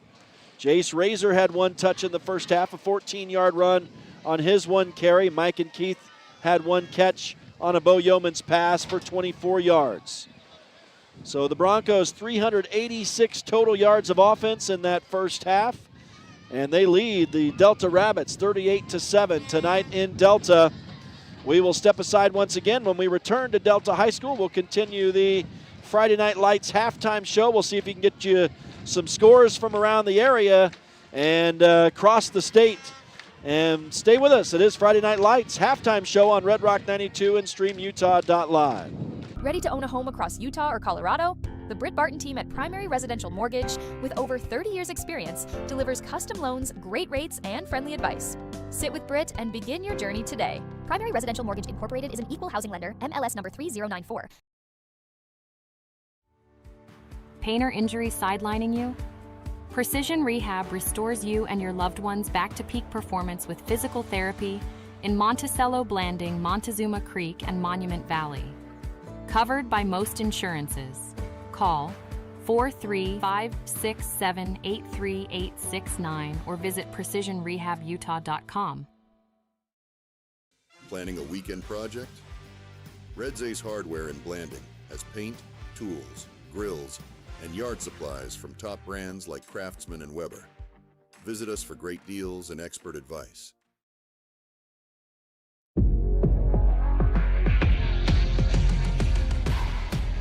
Here at Lyle Northern Electric, we take pride in our highly qualified team, dedicated to serving our community. Whether you need commercial, residential, or solar electrical services, our certified experts are ready to meet your needs. We are proud to support our community, especially our youth and high school athletics. Lyle Northern Electric, serving our community since 1957. With over half a century of combined experience, Countywide Realty has guided more deals than any other local team. From farms and ranches to homes and land, no one knows San Juan County like Countywide Realty. Buying, selling, or refinancing. Trust Anderson Oliver Title Insurance Agency, Southeastern Utah's only locally owned title company, serving San Juan and Grand counties for over 25 years. Visit us today. At Energy Fuels, creating opportunities and participating in the local community is important to us. Thanks to our dedicated employees, we're safely producing critical materials that support cleaner energy sources and a better planet for future generations. Knowing that the youth of today will make great contributions tomorrow, Energy Fuels is a proud supporter of high school athletics within our communities.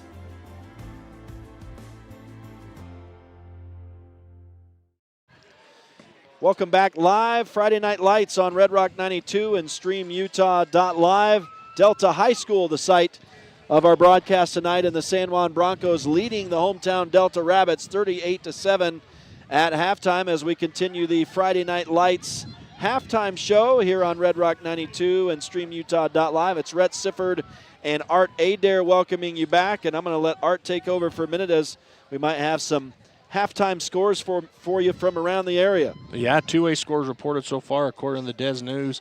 Layton Christian's behind South Summit 7-14. Emory's losing to Canyon View 6-21. Summit Academy over at American Leadership Academy 28-0. Providence Hall over Judge Memorial 15-7. Grand County continues their woes over there against the unbeaten South Sevier Rams. Yeah. South Sevier beating them up tonight 61-0 right now. And then in a couple of the Boyle broadcast over there on in Monticello. Monticello currently getting beat by Norwood, Colorado 22-0. And then just a couple other scores that might interest some San Juan folks. Beaver getting beat by Kanab 12-0. And so that's a pretty good score. And then Duchesne walloping North Sevier 62-6. And then San Juan Volleyball won last night. They had the blue and gold soccer game that I attended, first soccer game ever, and it was awesome. Yeah. It was attended by a lot of people. It was a lot of fun. And, man, if they played those games at 7 o'clock, I think they'd get a lot of people out to watch them. Yeah. Unfortunately, they usually play in the middle of the afternoon, that soccer game. But what a fun game it was. And, man, encourage people in Blanding to support that girls' soccer team. Yeah, that's a fun team this year. And you talk about the volleyball team, too. And obviously they're number one in the state, and they won another game tonight, sweeping Cottonwood. In the first game of the, check this out, this is fun, they're playing at the Stallion Stampede in Stansbury Park tonight. So that goes on tonight and tomorrow. So The girls of San Juan undefeated in that tournament to start it off with a 2-0 win over Cottonwood. And so they'll be playing 5 games over there over the course of these next couple days. Let's take a look and see if we've got any 1A volleyball updates. My scoreboard looks weird tonight, Art, because there are 0 football teams in Colorado in action this weekend. I don't know if it's fall break over there or what's going on. I know there's some volleyball happening over there tomorrow, but there's no Colorado teams other than Norwood in action tonight, and obviously they're playing Monticello football. Everybody else over in Colorado is off, and looks like my phone's really struggling right now. I think I'm using it as a hotspot to operate the computer here, but so it's struggling to pull up scores, so unfortunately it doesn't look like anything else is going to come up tonight. I can let you know what's happening tonight. It really, as far as a Friday goes, is a little bit down tonight due to the fact that, like I said, all the Colorado teams are taking this night off. There'll be volleyball in action tomorrow, but let's see. Tonight what we've got going on football-wise is Monument Valley is at Navajo Pine. We haven't been able to get an update on that one. You did mention the Grand game, Art. You mentioned the Norwood and Monticello game. Our game here, Whitehorse is hosting Water Canyon tonight.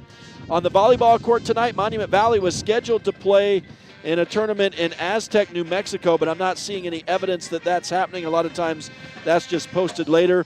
And then it's just the San Juan volleyball team. So that's all that's happening tonight. There was some stuff earlier today I haven't been able to get any updates on. Dolores and Norwood cross-country teams were at Uray today.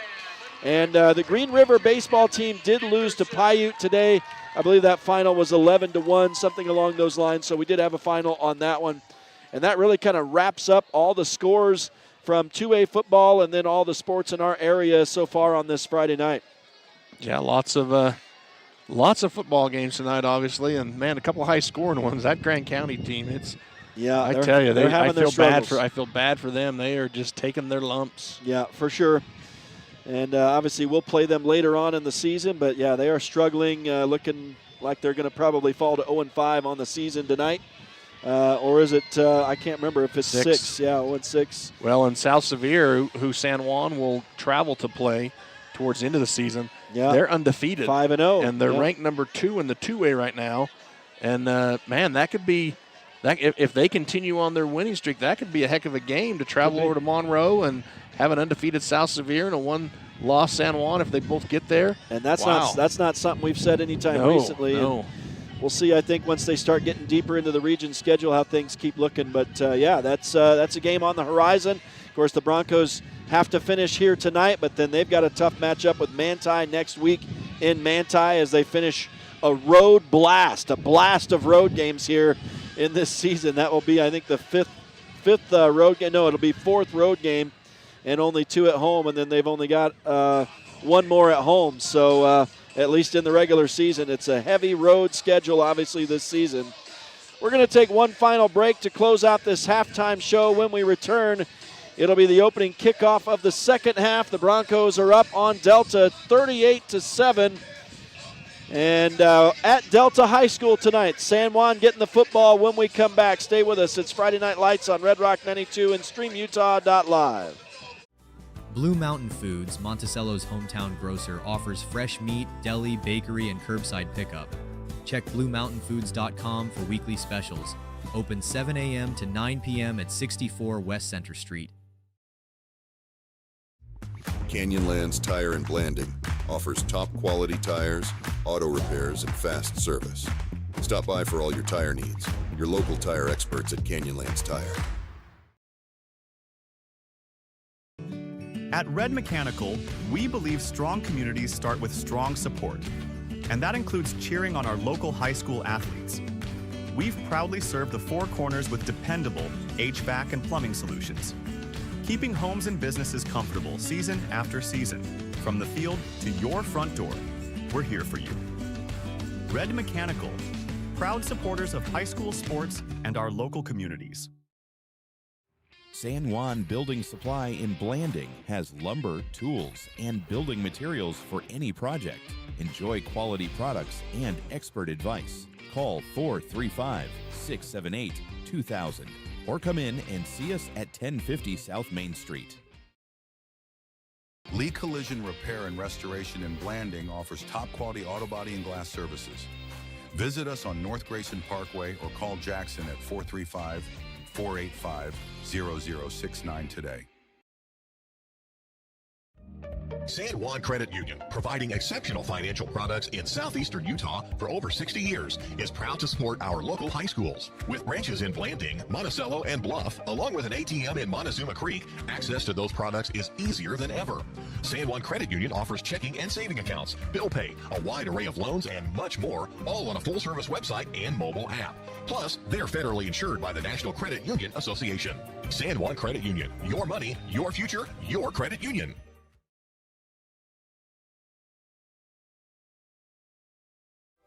San Juan County Adult Education empowers adults with technical, business, and college skills to join the workforce, earn a high school diploma, or GED. Visit a USU Learning Center or email gina.grover@sjsd.org to learn more. Welcome back live to Delta High School in windy and cool and threatening to storm Delta, Utah, as we get set to open the second half here tonight between the San Juan Broncos and the Delta Rabbits. It's a 38-7 lead for the visiting Broncos right now. Friday Night Lights on Red Rock 92 and StreamUtah.Live, brought to you in part by Four Corners Regional Care Center, a skilled nursing and rehab facility in a caring setting, and Jones & DeMille Engineering, from infrastructure to quality of life, engineering the future of rural communities. And a little sneakiness from Delta here as they, I think, try an onside kick, but it was whistled down. I'm not sure what the ruling is on this play. Offsides on the kicking team. Little too aggressive maybe on trying to get that onside kick. So if they're going to do the onside again, the cat is out of the bag, and now they're back at their own 35. Well, they got a good bounce on that one. Bounced off the chest of a Bronco, and fortunate for the second line was able to get the catch, but I'd go right back to it if I'm Delta. What do you got to lose? Yeah, I guess so. I mean, you're in danger of facing a running clock if San Juan is able to score. So we'll see. And the wind is at the back of the people who are headed from south to north, which in this case is Delta in this third quarter. Trying to get the clock back to 12. Looks like they got it. So we'll see. We got number 4 really ready to go in there in that huddle, man. He's crouched. I love it. Well, we'll see if they try the onside again. They are. They're going to boot it. And falling on it, Jace Razor. Good play by Razor right there. That was dangerous right in his knees as he went down. So he played goaltender there. And the Broncos will have possession. That kind of takes the wind out of the sails here at Delta. And the Broncos have obviously great field position after the failed onside at the Delta 45. They kind of need someone up here to start leading some cheers, you know, like B, R, maybe, you know. Yeah. Get some guys going. I'm out of the business, man, but I have had my day for sure. As Jagger Neves takes the opening handoff of the half, and he is off to the races down the sideline after missing one tackler. And he goes into the end zone. I don't see any flags. It is a 45-yard touchdown run, and that did not take a lot of time as the Broncos immediately on the board as Jagger Neves scores to make it 44-7. And suddenly, 16 seconds to be exact there, Red. Wow, the Broncos get it into running clock rules situation here. And they're going to try to tack on the 2 points here as Bo Yeomans hands off to who else again but Jagger Neves. Why not? And Neves rumbles right through the middle. They've had a tough time stopping him. 130 yards on the ground so far on 6 carries tonight. So 4 touchdowns for the seniors. Back-to-back touchdowns on back-to-back touches there going back to that second quarter. He has had 6 carries, 4 of them for touchdowns tonight, Art. And a great way to come out and start the second half if you're San Juan. Come out and go right to work, right down the field, just a couple of plays and score quick. And now the love how the Delta Rabbits are playing the Atlanta Braves Native American fight song here. I'm not sure how that Hey, the tomahawk connects, chop. but yeah, the tomahawk chop. This is FSU right here, Florida State There Seminoles. you go. Yeah, you got a lot of teams that do it. I also love it. I grew up down south, and Atlanta was my baseball team, so that's obviously where my mind goes to. But you're right, Florida State, and there are other teams, I think, who do that. as the Broncos with a line drive kickoff, and this will be returned for 5 yards on a nice play by the Delta returner. I think that might have been number 44 trying to return that. Not much opportunity, but he made the best of it. So the clock running now for should be pretty much the duration. It will stop under certain circumstances, but the Broncos up by 39 points now with that very quick strike on a 54-yard touchdown run from Jagger Neves. 1st and 10 for Delta, though, from their own 41. And there's the handoff to Meinhardt. He's been a good runner tonight for Delta, and he's going to bust it down the sideline. He'll be forced out of bounds, but not before he gets 18 yards. Nice run there by number 15. Just downhill, finds a plant right there, and then just gets to the outside and around the end. So another nice run for the sophomore. He started off slow, but has since had 3 big carries, including the 21-yard touchdown run in that second quarter. But that's the biggest, obviously, on his first touch here of the second half. He's got 78 yards rushing on 11 carries. As they'll hand off again, and not a whole lot. Maybe to the line of scrimmage. We'll see if they mark this man for a yard gain. Who was that? 86, was it? McCray Wade, indeed. He ran into big Gage Palmer, the sophomore offensive and defensive line specialist. And you don't want to run into his big brother Cash. You definitely don't want to run into Gage. I've seen him lift a heavyweight off the mat and bring him down. And it was no light heavyweight either. So that kid's got some legs and some drive. There you go. Well, it was one hard-earned yard that time for McCray Wade. And we'll see what Schertz does here. He keeps it himself, it looks like, and ran on the option, and that's going to go for 7 yards, or maybe 6 because they had 1 yard previously. A little bit of a broken play there, and he's able to look upfield and find some space and then just takes it and goes. And luckily, Brig Palmer's there to react quick and come back and make the tackle. They've had a couple of those miscues, and he's made the most of it on both occasions. I think he had a no-gain run on the first time, and this time he gets 6 yards. Schertz throws over the middle on a beautiful quick slant. Had his man, but unable to make that catch. On a very catchable ball was Corver Pace. Oh, that was a beautiful throw across the middle, man. That was there for the taking, and unfortunately, sometimes you just get your eyes upfield before you complete the catch. But what a great pass there by the quarterback. Yeah, 3 straight incompletions for him, unfortunately, going back to the second quarter. So he's 11 of 22 on the night now, 198 yards passing that remains from the first half. And still looking for their first passing touchdown of the season if the Max Prep stats coming into this game were correct tonight. And we have no recourse other than to trust that they were, but it seems a little suspicious. As Schertz drops back, didn't see the pressure coming. What a miraculous catch. No, they say it hit the turf. That would have been an absolute circus interception by Jagger Neves with the one hand. For Delta, it's fortunate it falls incomplete. Hey, if he catches it, they actually lose 2 yards. He gets an interception on the stat book, but they actually get a 2-yard back starting position. So Neves with the sticky mitts almost grabbed it. Knock that down. Yeah.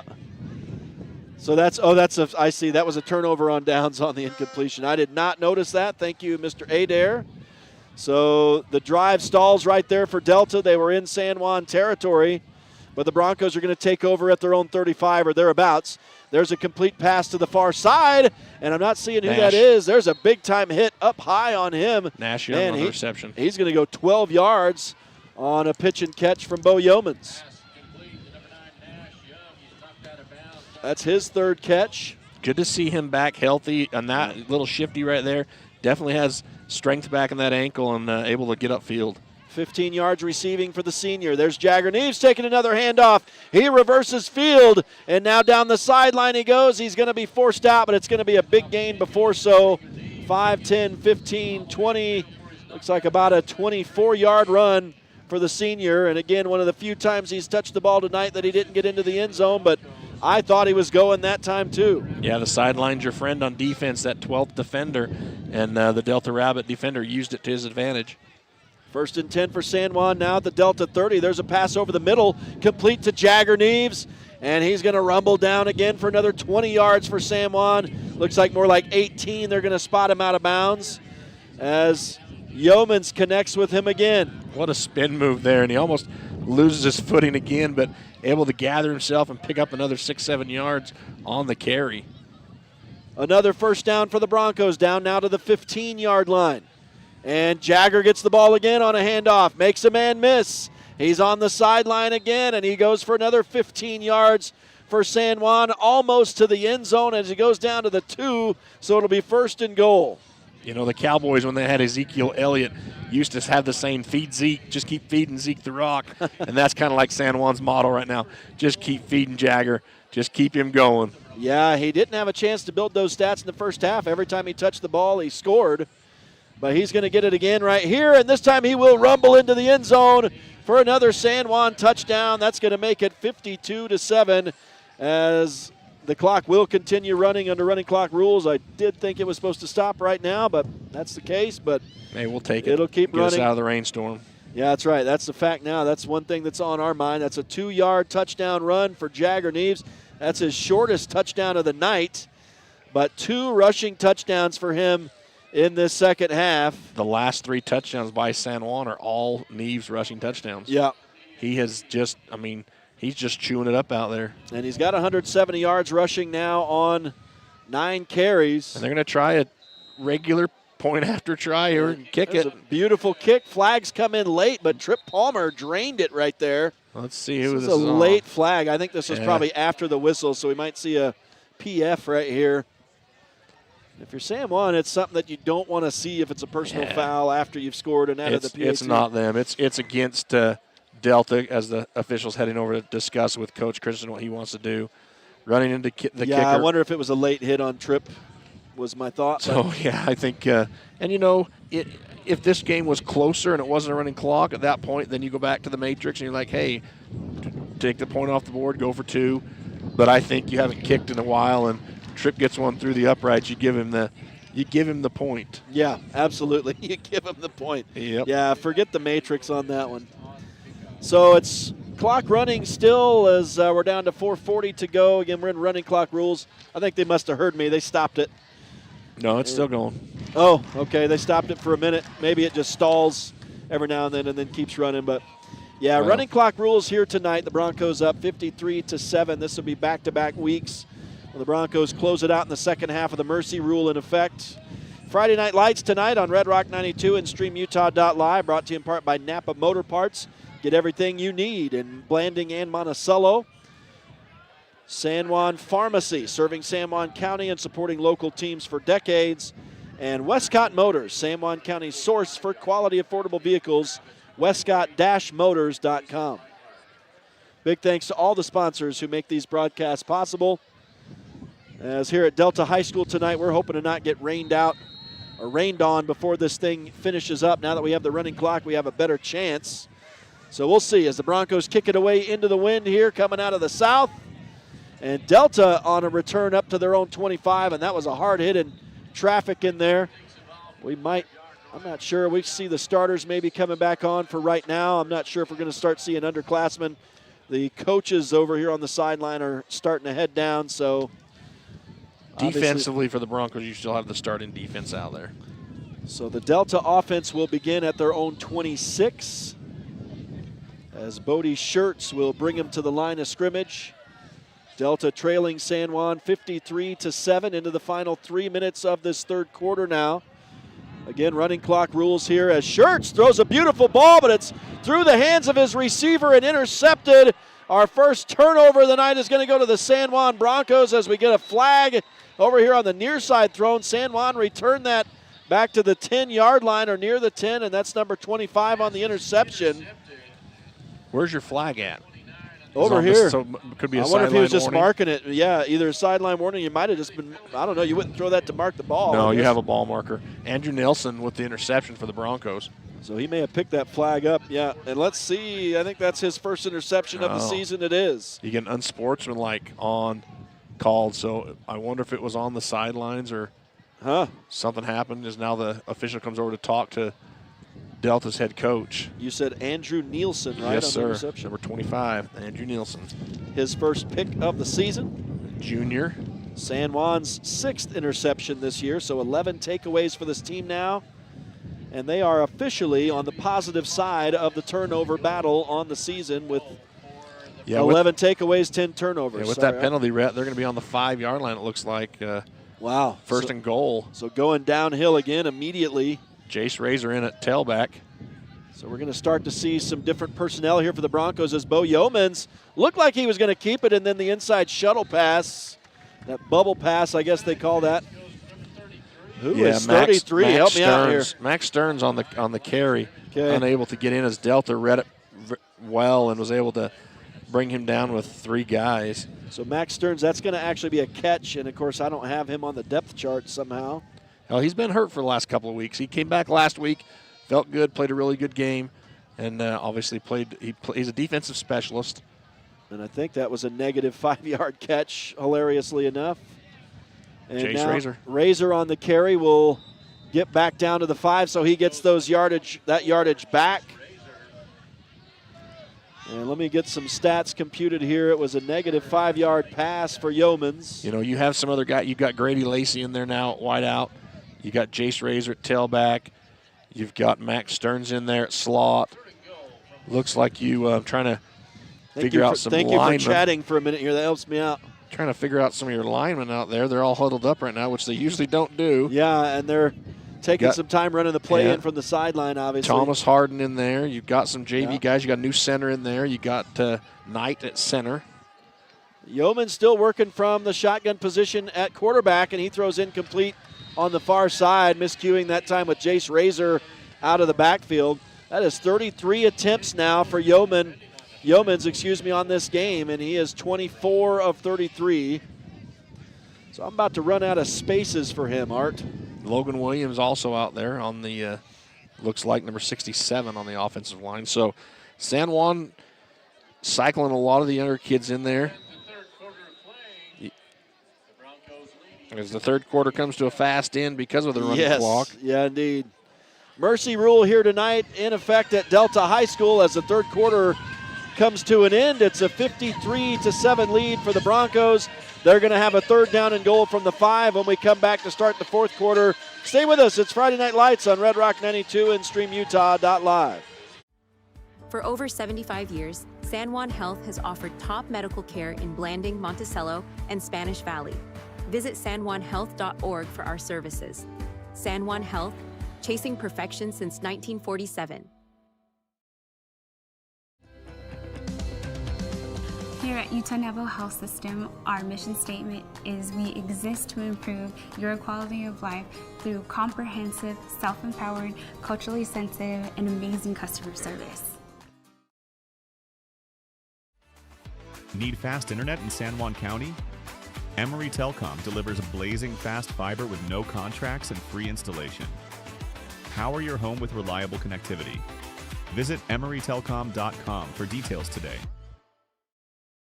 Get the resources and quality of a big school education and the support of a smaller school at Utah State Blanding. Explore over 70 degree and certificate programs to find your perfect fit and experience personalized learning with small class sizes and dedicated faculty while getting the classic college experience.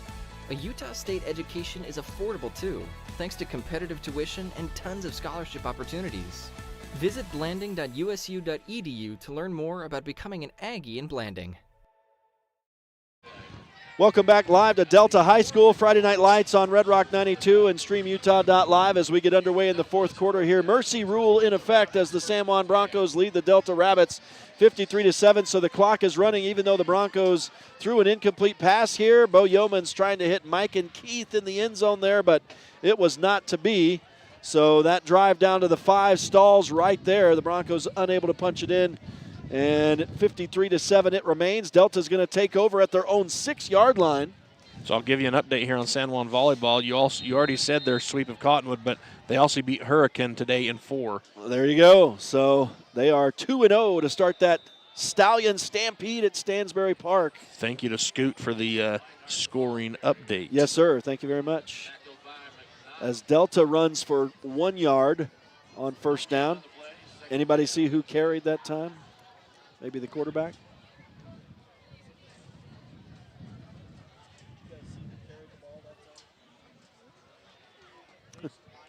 It was right here.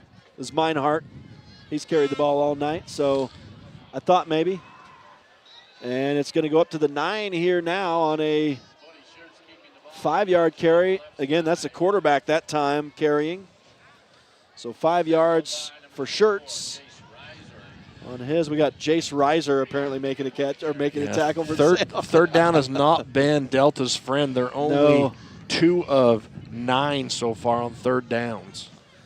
So Meinhardt got the 1-yard carry, I'm going to say. Quarterback got 5, and yeah, again, like you say, no, it wasn't even 5. It was only a couple-yard carry. This time Schertz throws complete, and that's going to go for first down, so they convert the third down, I think, for the first time tonight, all the way out to the 25. And let's see, that would have been, I think that's, let's see, out to the 24. Weren't they about at the 10 right there, 14-yard play? I think that's what it was, or thereabouts. We are starting to get rained on a little bit here. Hopefully this will hold off and not downpour on us. That would make our lives a little bit tough at the end of this game. But here is a pitch from Schertz to Meinhardt, and he's going to rumble ahead off left tackle on that sweep for 7 yards. So they may not be ahead on the scoreboard, but, man, Meinhardt has had a heck of a game running tonight. And we haven't seen his stats on Max Prep, so if he truly hasn't been running the ball up to this point, man, I think they found themselves a gamer. Yeah, for sure. To run the ball. Well, that's 86 yards on the ground for him. He has 13 carries, so it hasn't been huge gains, but he's starting to stack them up. And now the ball thrown to the near side, complete. And that's going to go for 5 yards and a first down. As Brody Cleaver makes his first catch. Sorry, that's his second catch of the night. Goes for 5 yards, so Schertz gets the 5-yard reception, or pass, I should say. And now they'll bring it up to the line of scrimmage with a new set of downs up at the 35. 1st and 10 for Schertz and the Delta Rabbits as they send a man in motion. And Schertz will keep it himself on the option, and he'll go for 7 before he's brought down. 8, actually, on a nice little run from the junior quarterback. Yeah, and you've got the JV offensive line. You guys got a couple of kids that get varsity time, but you got a lot of JV guys out there. You got a couple of varsity defensive backs, but a lot of second teamers out there. 2nd down and 2 as Schertz takes a snap deep in the shotgun. He'll pitch it, and it's Meinhardt trying to get the corner. He does indeed, and he's going to go ahead for 5 yards once he cuts it upfield, and another first down for Delta. Great pursuit there by Gage Palmer, a big lineman there for San Juan, but just unable to turn the corner. But putting a lot of pressure on up the middle. 1st down and 10 for Delta as they'll hand off again, and this time it's number 86 on the carry. And there's Gage Palmer making a tackle. There you go, Gage Palmer. McCray Wade on the carry for Delta, and he gets 5 yards. So 5 yards a pop right now for the Delta Rabbits on this late offense against the San Juan JVD. Schertz is hit as he pitches, gets it to Meinhardt. It's only going to go for a couple, and this will be a 3rd down and short for Delta.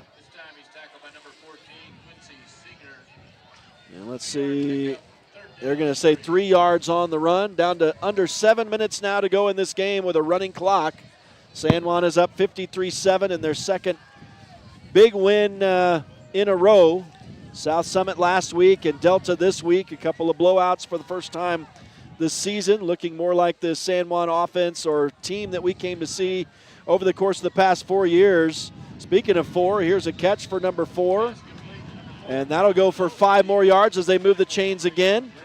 Starting to rack up a little bit of offense now. Nice tackle there by senior Grady Lacey, number 11 for the Broncos, getting some action. Caden Colsty on the catch for Delta, and they do have a new set of downs inside the San Juan 40 at the 38. Nice little counter right here on the handoff, but good defense by San Juan as they clog up that left side for Delta. Yeah. Meinhardt only got a yard. Sorry. Good tackle there. No, my apologies. Number 78, Hutchins. He gets in there and makes a tackle behind the line of scrimmage. Schertz keeps it this time, and he's got a man absolutely wide open who wipes out, and the ball's intercepted for the 2nd time tonight by the same man. Andrew Nielsen. His 2nd interception of the season, And the receiver was trying to cut back to get to that ball, which was slightly underthrown, and he lost his footing. I don't know if he could have prevented the interception, but that'll turn it back over to San Juan with 5.5 minutes to go in the running clock. Great closing speed here by Andrew Nelson for San Juan as he just hustles over there, lays out.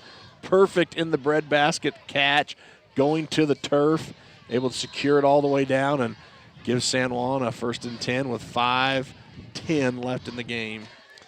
So there's 2 interceptions thrown in the last couple series, unfortunately, after no turnovers for Schertz. And now do we still have, Yeoman's still at quarterback. Help me out with this running back, Art, if you would.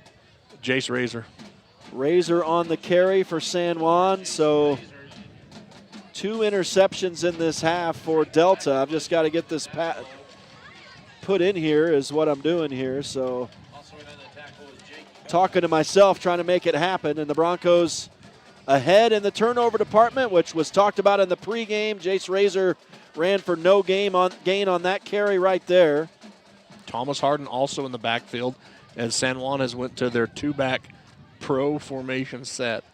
Yeah, and they keep it challenging here late in the game when new guys start coming in. We are into the final 4:15 of this game, and again, San Juan using all the time on the play clock here and obviously taking time with the running clock to close out this game.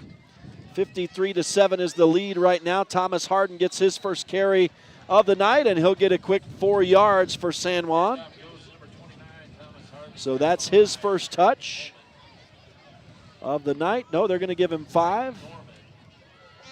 So we'll give him 5, and the Broncos have a 3rd down and 5 at their own 20. It looks like they're at the 25 or 24. Tough to see. I can't even see the ball right now. So it looks like there it is, 24. Monticello's in a lightning delay, and so is the Beaver game's in a lightning delay. So a lot of storms moving through the southern part of the state, Rhett. Well, we're hoping we can avoid that here tonight with just 3.5 minutes to go. As Yeomans throws complete over the middle, and that'll go for a bunch of yards. That's going to go for 5, 10, 15 to Randall Black, 15-yard pass. Yeah, your kickoff specialist getting in the action here is Randall Black with a nice little quick slant across the middle, catches that ball and turns upfield for the 1st down. And I've got to add him in, so we've got him in there now. 15-yard catch for his first touch. That'll be a guy we might have on the sheet in the future. You got Mike and Keith clear out here on the wide side of the field, ISO. Man, let's see if I mean, they're probably not with 2 minutes left, but man, that's a setup right there. And Bo Yeomans will hand off. And it's Jace Razor breaking free, and he is going to go the distance from 61 yards. Nobody can catch him, and the Broncos are into the end zone again as Jace Razor gets in on the action, and that makes it 59-7 with the clock running under 2.5 minutes to go. So Jace Razor gets, I believe, his 2nd touchdown run of the season. Indeed, that is the case. And it's a big 61-yarder to close out, I would assume, this game tonight. And so good for the junior to get the TD here tonight late in the ball game. Yeah, just trying to run out the clock, and unfortunately for Delta, fortunate for San Juan and Jace, you're able to spin one out the outside and spring it up, and hey, you're not going to slow down. Junior, he wants that end zone as bad as anybody else. You got a fire drill here on a fumbled snap. Fire drill. And Trip Palmer throws into the end zone on a miracle recovery as they had gotten in to thwart the extra point kick, and he connects with Brig Palmer with his brother in the back of the end zone for the 2-point try. So the kick failed because who was that trying to hold? The holder, the holder failed for San Juan, and so Tripp says, okay, I'll take it and throw it to my brother for into the end zone for a 2-point conversion. My goodness. It's a fire drill right there. Yell fire. Yeah. Emergency. Well, I tell you what, Bo Yeoman's got 35. Look at I've got 35 columns on here for the quarterback, and he used them all up tonight, man. And if there hadn't been a running clock, who knows what we'd see. But he's 25 of 35 at the end of the game. And the clock run out before we even get the kickoff here because you might be right. Their running clock rules are not the same I think at this point it's a serious mercy rule. Yeah, they just want it to go. I think at this point. Well, 327 yards passing for Bo Yeomans right now. 25 of 35 on the night, so another great night for Yeomans in the passing department. after kind of breaking loose last week. It's nothing as it's not as extravagant and crazy as it was last week, approaching record status, but still a great night for the sophomore quarterback tonight as he has led his team. And now suddenly during the play, the clock stopped. I think it stalls. Sometimes I think it stalls because it's digital, and I think that I thought it stopped. It stopped too. at 33 seconds for a little bit. Yeah, but now it's going to run, and Delta will be hard pressed to get one more play off here as they return it up near their own 21. We'll see if they can get – they're going to stop it and let them set the ball, I think, and then they'll run the clock. See, and that's how it should work. Right. They should stop it at the end of the play and then start it again. Yeah. Where originally it would have been a dead ball. The clock starts on the snap. It starts when the ball's set. So Delta's got one last shot to make this thing end on a crazy note. They're going to throw over the middle. It's going to be picked off again by San Juan. And you'll have to help me with that number on that one on the interception. That's Cooper Laws. Cooper Laws gets his first interception of the season. That was kind of a token one there at the end, but back-to-back interceptions against Bodie Schertz, and it didn't end the way he wanted it to late in this game as he threw 3 late interceptions in this one. And so San Juan wins it by the final of 61-7 here tonight. And so we will step aside and we will return to open the post-game show. 61-7. San Juan wins it tonight in Delta. It's Friday Night Lights on Red Rock 92 and StreamUtah.Live. In career and technical education, your classroom is more than a place to learn. It's where your future begins. Here, you will learn real-world skills, explore your passions, and turn your talent into opportunity. Whether you are drawn to healthcare technology, trades, or design, CTE helps you take that next step with confidence, learn the skills, build your dream, and step into your career, starting today. Monson's Quality Meat Processing and Blanding provides processing for both wild and domestic animals. They also carry USDA choice steaks, ground beef, and 14 unique flavors of handmade bratwurst. Monson specializes in friendly service, the highest quality products, and flexible timing, all at a competitive price. That's Monson's Quality Meat Processing at 885 East Pinion Ridge Road in Blanding. Call 435-459-1401 or find them on Facebook. Desert Rivers Credit Union offers mortgages, low fees, and great rates for all credit scores. Enjoy local service and a nationwide ATM network. Desert Rivers Credit Union, for people, not profit. Since 2009, Blue Mountain Hospital has set the standard for rural healthcare, bringing excellence in healing, quality care, and inspired staff to San Juan County. We offer the county's only accredited sleep center, compassionate labor and delivery, top-tier emergency care, and flexible dialysis options. At BMH, our comprehensive services are delivered by a passionate team. Visit bmhutah.org to learn more. We can't wait to meet you. Welcome back live to Delta High School in Delta, Utah. It's Friday Night Lights, the post-game show now on Red Rock 92 and StreamUtah.Live as we get a great look at the field there on StreamUtah.Live on the stream. Coach's camera might fail us a little bit now that the game is over out there, but the team just had a powwow out there. San Juan Broncos winning it tonight over Delta 61-7 on the final. We'll take a look at some final game stats here. We're hoping to get a chance to talk with sophomore quarterback Bo Yeomans before this thing's all said and done. And so I'm assuming he's going to start making his way up here, hopefully. And we'll also try to talk with head coach Barkley Christensen as we close it out as well tonight. But let's get the final stats for the hometown Delta Rabbits, and an unfortunate finish there for Bodie Schertz. He had a pretty good game going on, 222 yards passing, but threw 3 interceptions in the fourth quarter. That's going to make it look a lot worse than it was. Obviously, desperation play for Delta in this last quarter, and so yeah, the Broncos took it to him and got the running clock, and that's how it closed out tonight. But 220 yards passing, like I said, all total tonight for Delta. And let's see, only no passing touchdowns. According to Max Preps, they're still looking for their first passing touchdown of the season. But in the receiver department, Bronco Bundy had 1 catch for 3 yards tonight. Caden Colsty 3 catches for 74 yards. Let's see who else they had here in the receiving department. Jason Johnson, 2 catches, 34 yards. Brody Cleaver ended the night with 2 catches for 3 yards. Corver Pace had 4 catches, 70 yards on the night. I skipped over Dason Meinhardt. He had a great night on the run tonight, but ended up catching 1 pass as well for 13 yards this evening. McCray Wade had 1 catch for 25 yards, and so those are all the receivers. Now in the running department, of course, we mentioned Dason Meinhardt. He scored the rushing touchdown, a 21-yarder back in the second quarter, the only touchdown of the night for Delta. They ended the night with 148 yards rushing, so 370 total yards tonight for this offense. But Dason Meinhardt was the guy who did most of the work. He did not get above 100 yards, and of course, all these stats unofficial. It'll all be official with Max Preps after the weekend here, but I have him for 16 carries, 95 yards on the night, and the 1 rushing touchdown. The quarterback, Bodie Schertz, had a pretty decent night tonight, 5 carries, for 43 yards, and I think that was really it. Let's see. They did have a couple more guys carry the ball tonight. McCray Wade had 2 carries for 6 yards. Clay Nielsen, 2 carries for 4 yards. And again, 370 total yards for Delta tonight, 222 through the air, 3 interceptions, 148 total yards on the ground tonight, 1 TD, no fumbles for Delta. Switching over to the San Juan Broncos now. They finished tonight with 583 yards of total offense.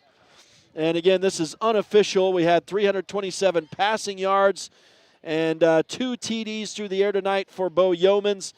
256 rushing yards tonight and 6 TDs. Yeomans ended the night with 327 yards passing.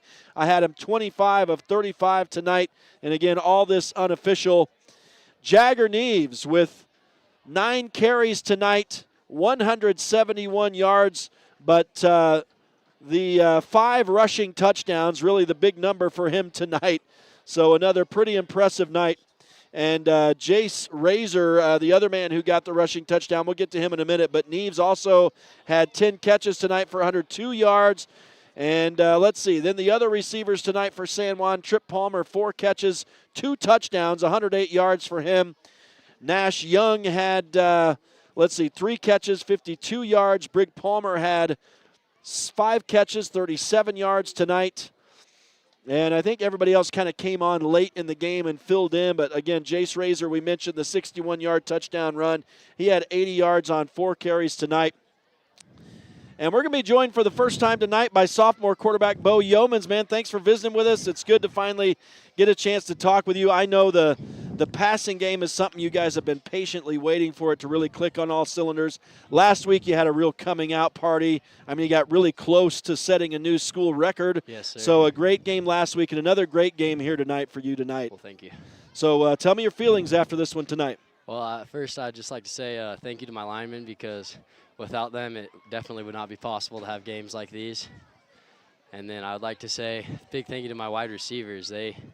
They're doing all the work out there. I'm just putting it in the air. Awesome. Well, I mean, you've got a beautiful ball when you throw the ball, and just these past 2 weeks, you've really been locating it well, and I think maybe you're getting some of these I know you can air it down the field, but sometimes some of the short passes, like you say, and your guys will take it and do the rest with that blocking and the skill. Yes, sir. So tell me, I guess, has it been hard for you waiting for the passing game to come in? What's been the process, and now maybe the relief of it happening and the excitement of it? Yeah, I feel like the biggest problem with me was I've always been known as a passing quarterback. So coming in those first 4 games, struggling kind of, it kind of tore me down. But then I just realized you got to think you're the best all the time no matter what. Just maintain that attitude, right? That Yes, killer sir. attitude. Yep. Tell me what the feeling is with this team now after a couple of your biggest wins of the year and just starting to really click on all cylinders. I definitely think we're the best team in 2A, and I think we could compete in 3A for sure.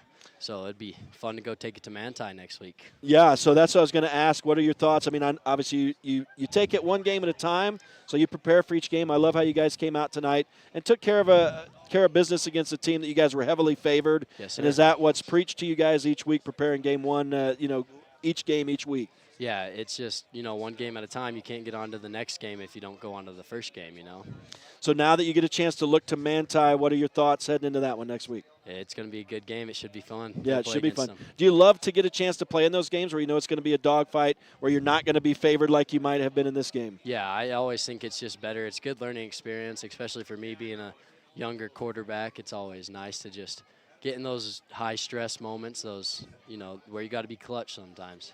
So now the way the team is looking, are you getting more and more excited for the last half of the season and on into the playoffs now? Do you think the team has more confidence? I think as a whole we have a lot more confidence. I think a lot of kids think they're the best in the state, which I think is amazing. We got to, if all of us think that, we should be the best team that we can possibly be. Awesome. Is there anything you want to say to folks while you got the mic here?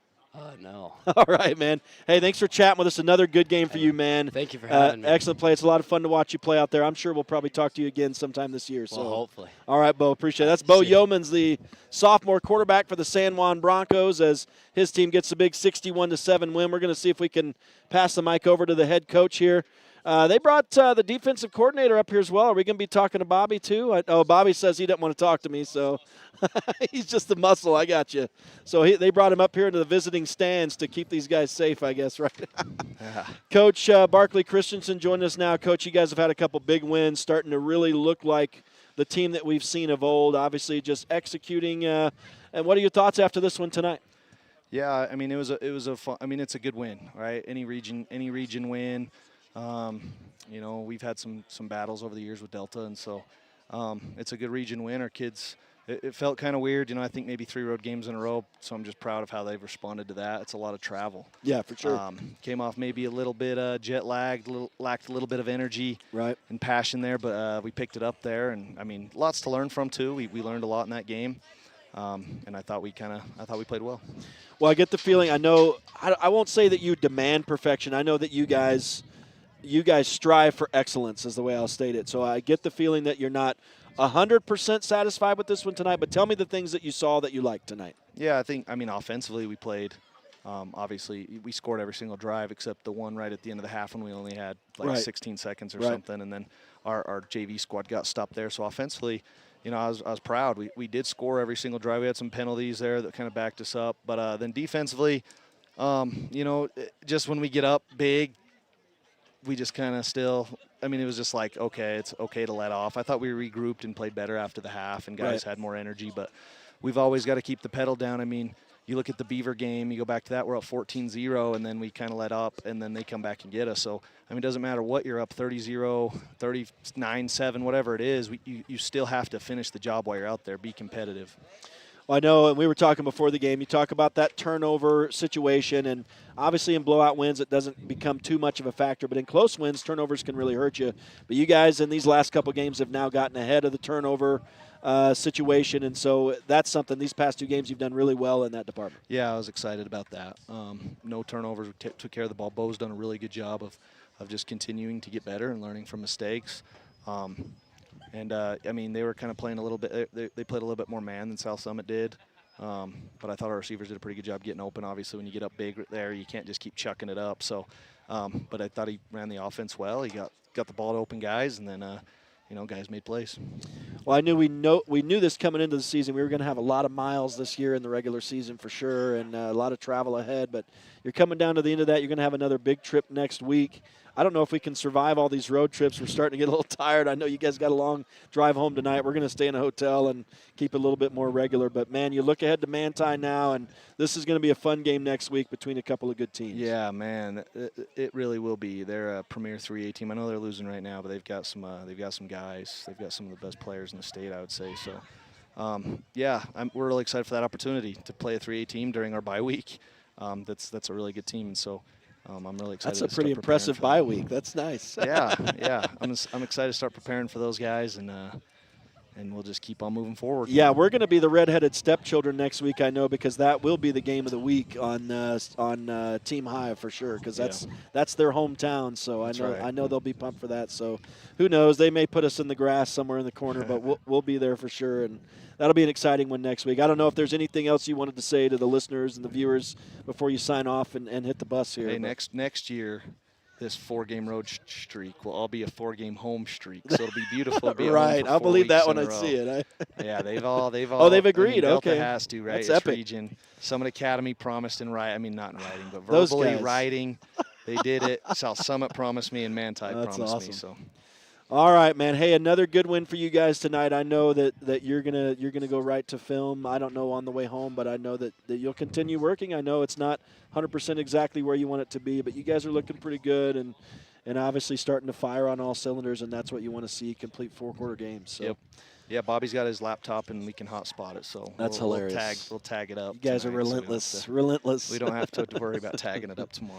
Coach, we appreciate it. Enjoy this one, and have a safe trip home, and we'll see you next week. Okay, awesome. Thank you guys for making the trip again. That's Barkley Christensen, the head coach of the San Juan Broncos, who win it tonight over Delta, 61-7. We got a maze of chords here for these guys to come through, and maybe not the best video of me right there, so my apologies, but Barkley always looks good on camera. We'll probably bring Art in here and just have some final comments here before we close this thing out. We mercifully have avoided getting all of our equipment rained on here tonight. We got a few sprinkles, but nothing more than that. And but yeah, 61-7 win for the San Juan Broncos tonight, who improved to 5-1 on the season. Going to be a big, tough test for them next week in Manti. That should be a really fun game. I'm going to step aside here real quick. We'll thank a couple more sponsors, and we'll come back out to close it out with Art Adair when we return. Stick with us. It's the Friday Night Lights post-game show on Red Rock 92 and StreamUtah.Live. San Juan Public Health in Blanding offers vital records, immunizations, WIC, and health education. Protect your family's health with our services. Visit 735 South 200 West or call 4355-873-838. Need insurance? Jeff Nielsen at San Juan Insurance in Blanding offers auto, home, life, and health coverage. With more than 25 years experience, call 435-678-3223 or visit 60 North Main Street today. Welcome back to Delta High School, Friday Night Lights on Red Rock 92 and StreamUtah.Live. One final time here tonight on the post-game show as Art grabs the mic and joins us again. And Art, I guess what are the final thoughts? We've obviously kind of closed it out, but just some final thoughts here before we finish up. I think it was a great game start to finish for the Broncos. Obviously, there was some times that Delta had the advantage and started moving the ball with the run game, got some long passes, and had some success in places. But I think overall San Juan came out and established their dominance early on and kept the throttle, the gas pedal down, and just kept going at it. And even when their younger guys were in at the end with the Jace Razor long touchdown, just trying to run the clock out. And at the end right there, that bad snap, which was definitely a bad snap, and they weren't trying to score 2 points on Delta. It's just that's what happens in the game. Yeah. But I thought a great game, great effort all the way around. All right, yeah, indeed it was. Lopsided wins these past couple weeks. Obviously teams, I don't know, last week was a bit of a surprise. Tonight the Broncos were pretty heavily favored, and so we'll see how it goes next week. Again, it's going to be a tough challenge. 61-7 the final here tonight. San Juan's up to 5-1 on the year. We're going to sign off with that, and it'll be Manti next week in Manti. Game of the week, I'm sure, especially down in the lower, the 2A and 3A ranks. That'll clearly and far and away be the game of the week. So should be a lot of fun between the Broncos and the Templars. We do invite you to join us for that. Until then, want to say some thanks to all the folks here who were involved. The StreamUtah.Live guys, who was a guy tonight. Caleb Carr was the man. Of course, we have the coaches helping us out on the camera, so we appreciate those guys. I don't actually have names for those guys, unfortunately. But I think Bob was on our camera. Okay. So we had a couple of coaches helping us out. We had some great views tonight down on the field. Want to thank all the sponsors, and we will thank you one final time on the close here momentarily. Again, Manti next week in Manti. Kick at 7, pregame at 6:30. Until then, on behalf of Art Adair, it's Rhett Sifford saying so long from Delta. Have a great rest of your weekend, high school sports fans. Friday Night Lights is a production of Red Rock 92 Sports and StreamUtah.Live. Tonight's broadcast was brought to you by Anderson Oliver Title Insurance Agency, San Juan Building Supply, Blue Mountain Foods, Bradford Tire, Desert Rivers Credit Union, San Juan School District Adult Education, Colleen Kays, Four Corners Homes, Peterson Medical, San Juan Counseling, Creative Floors, Holiday Construction, Lee Collision Repair and Restoration, San Juan Health, Crowley Construction, Monson's Quality Meat Processing, Northern Electric, San Juan Insurance, Dependable Auto Repair, Precision Rehab, Red Mechanical, San Juan School District CTE Programs, Diamond Designs, Blue Mountain Hospital, Energy Fuels, San Juan Public Health, Emory Telecom, Countywide Realty, Red's Ace Hardware, Canyonlands Tire, Empire Electric, Flights Gymnastics, Utah Navajo Health System, Utah State University Blanding, San Juan Pharmacy, Four Corners Regional Care Center, Jones and DeMille Engineering, Napa Motor Parts, San Juan Credit Union, Primary Residential Mortgage, and Westcott Motors. We're the home of live high school sports coverage in southeastern Utah, Classic Hits Radio, Red Rock 92, and StreamUtah.Live.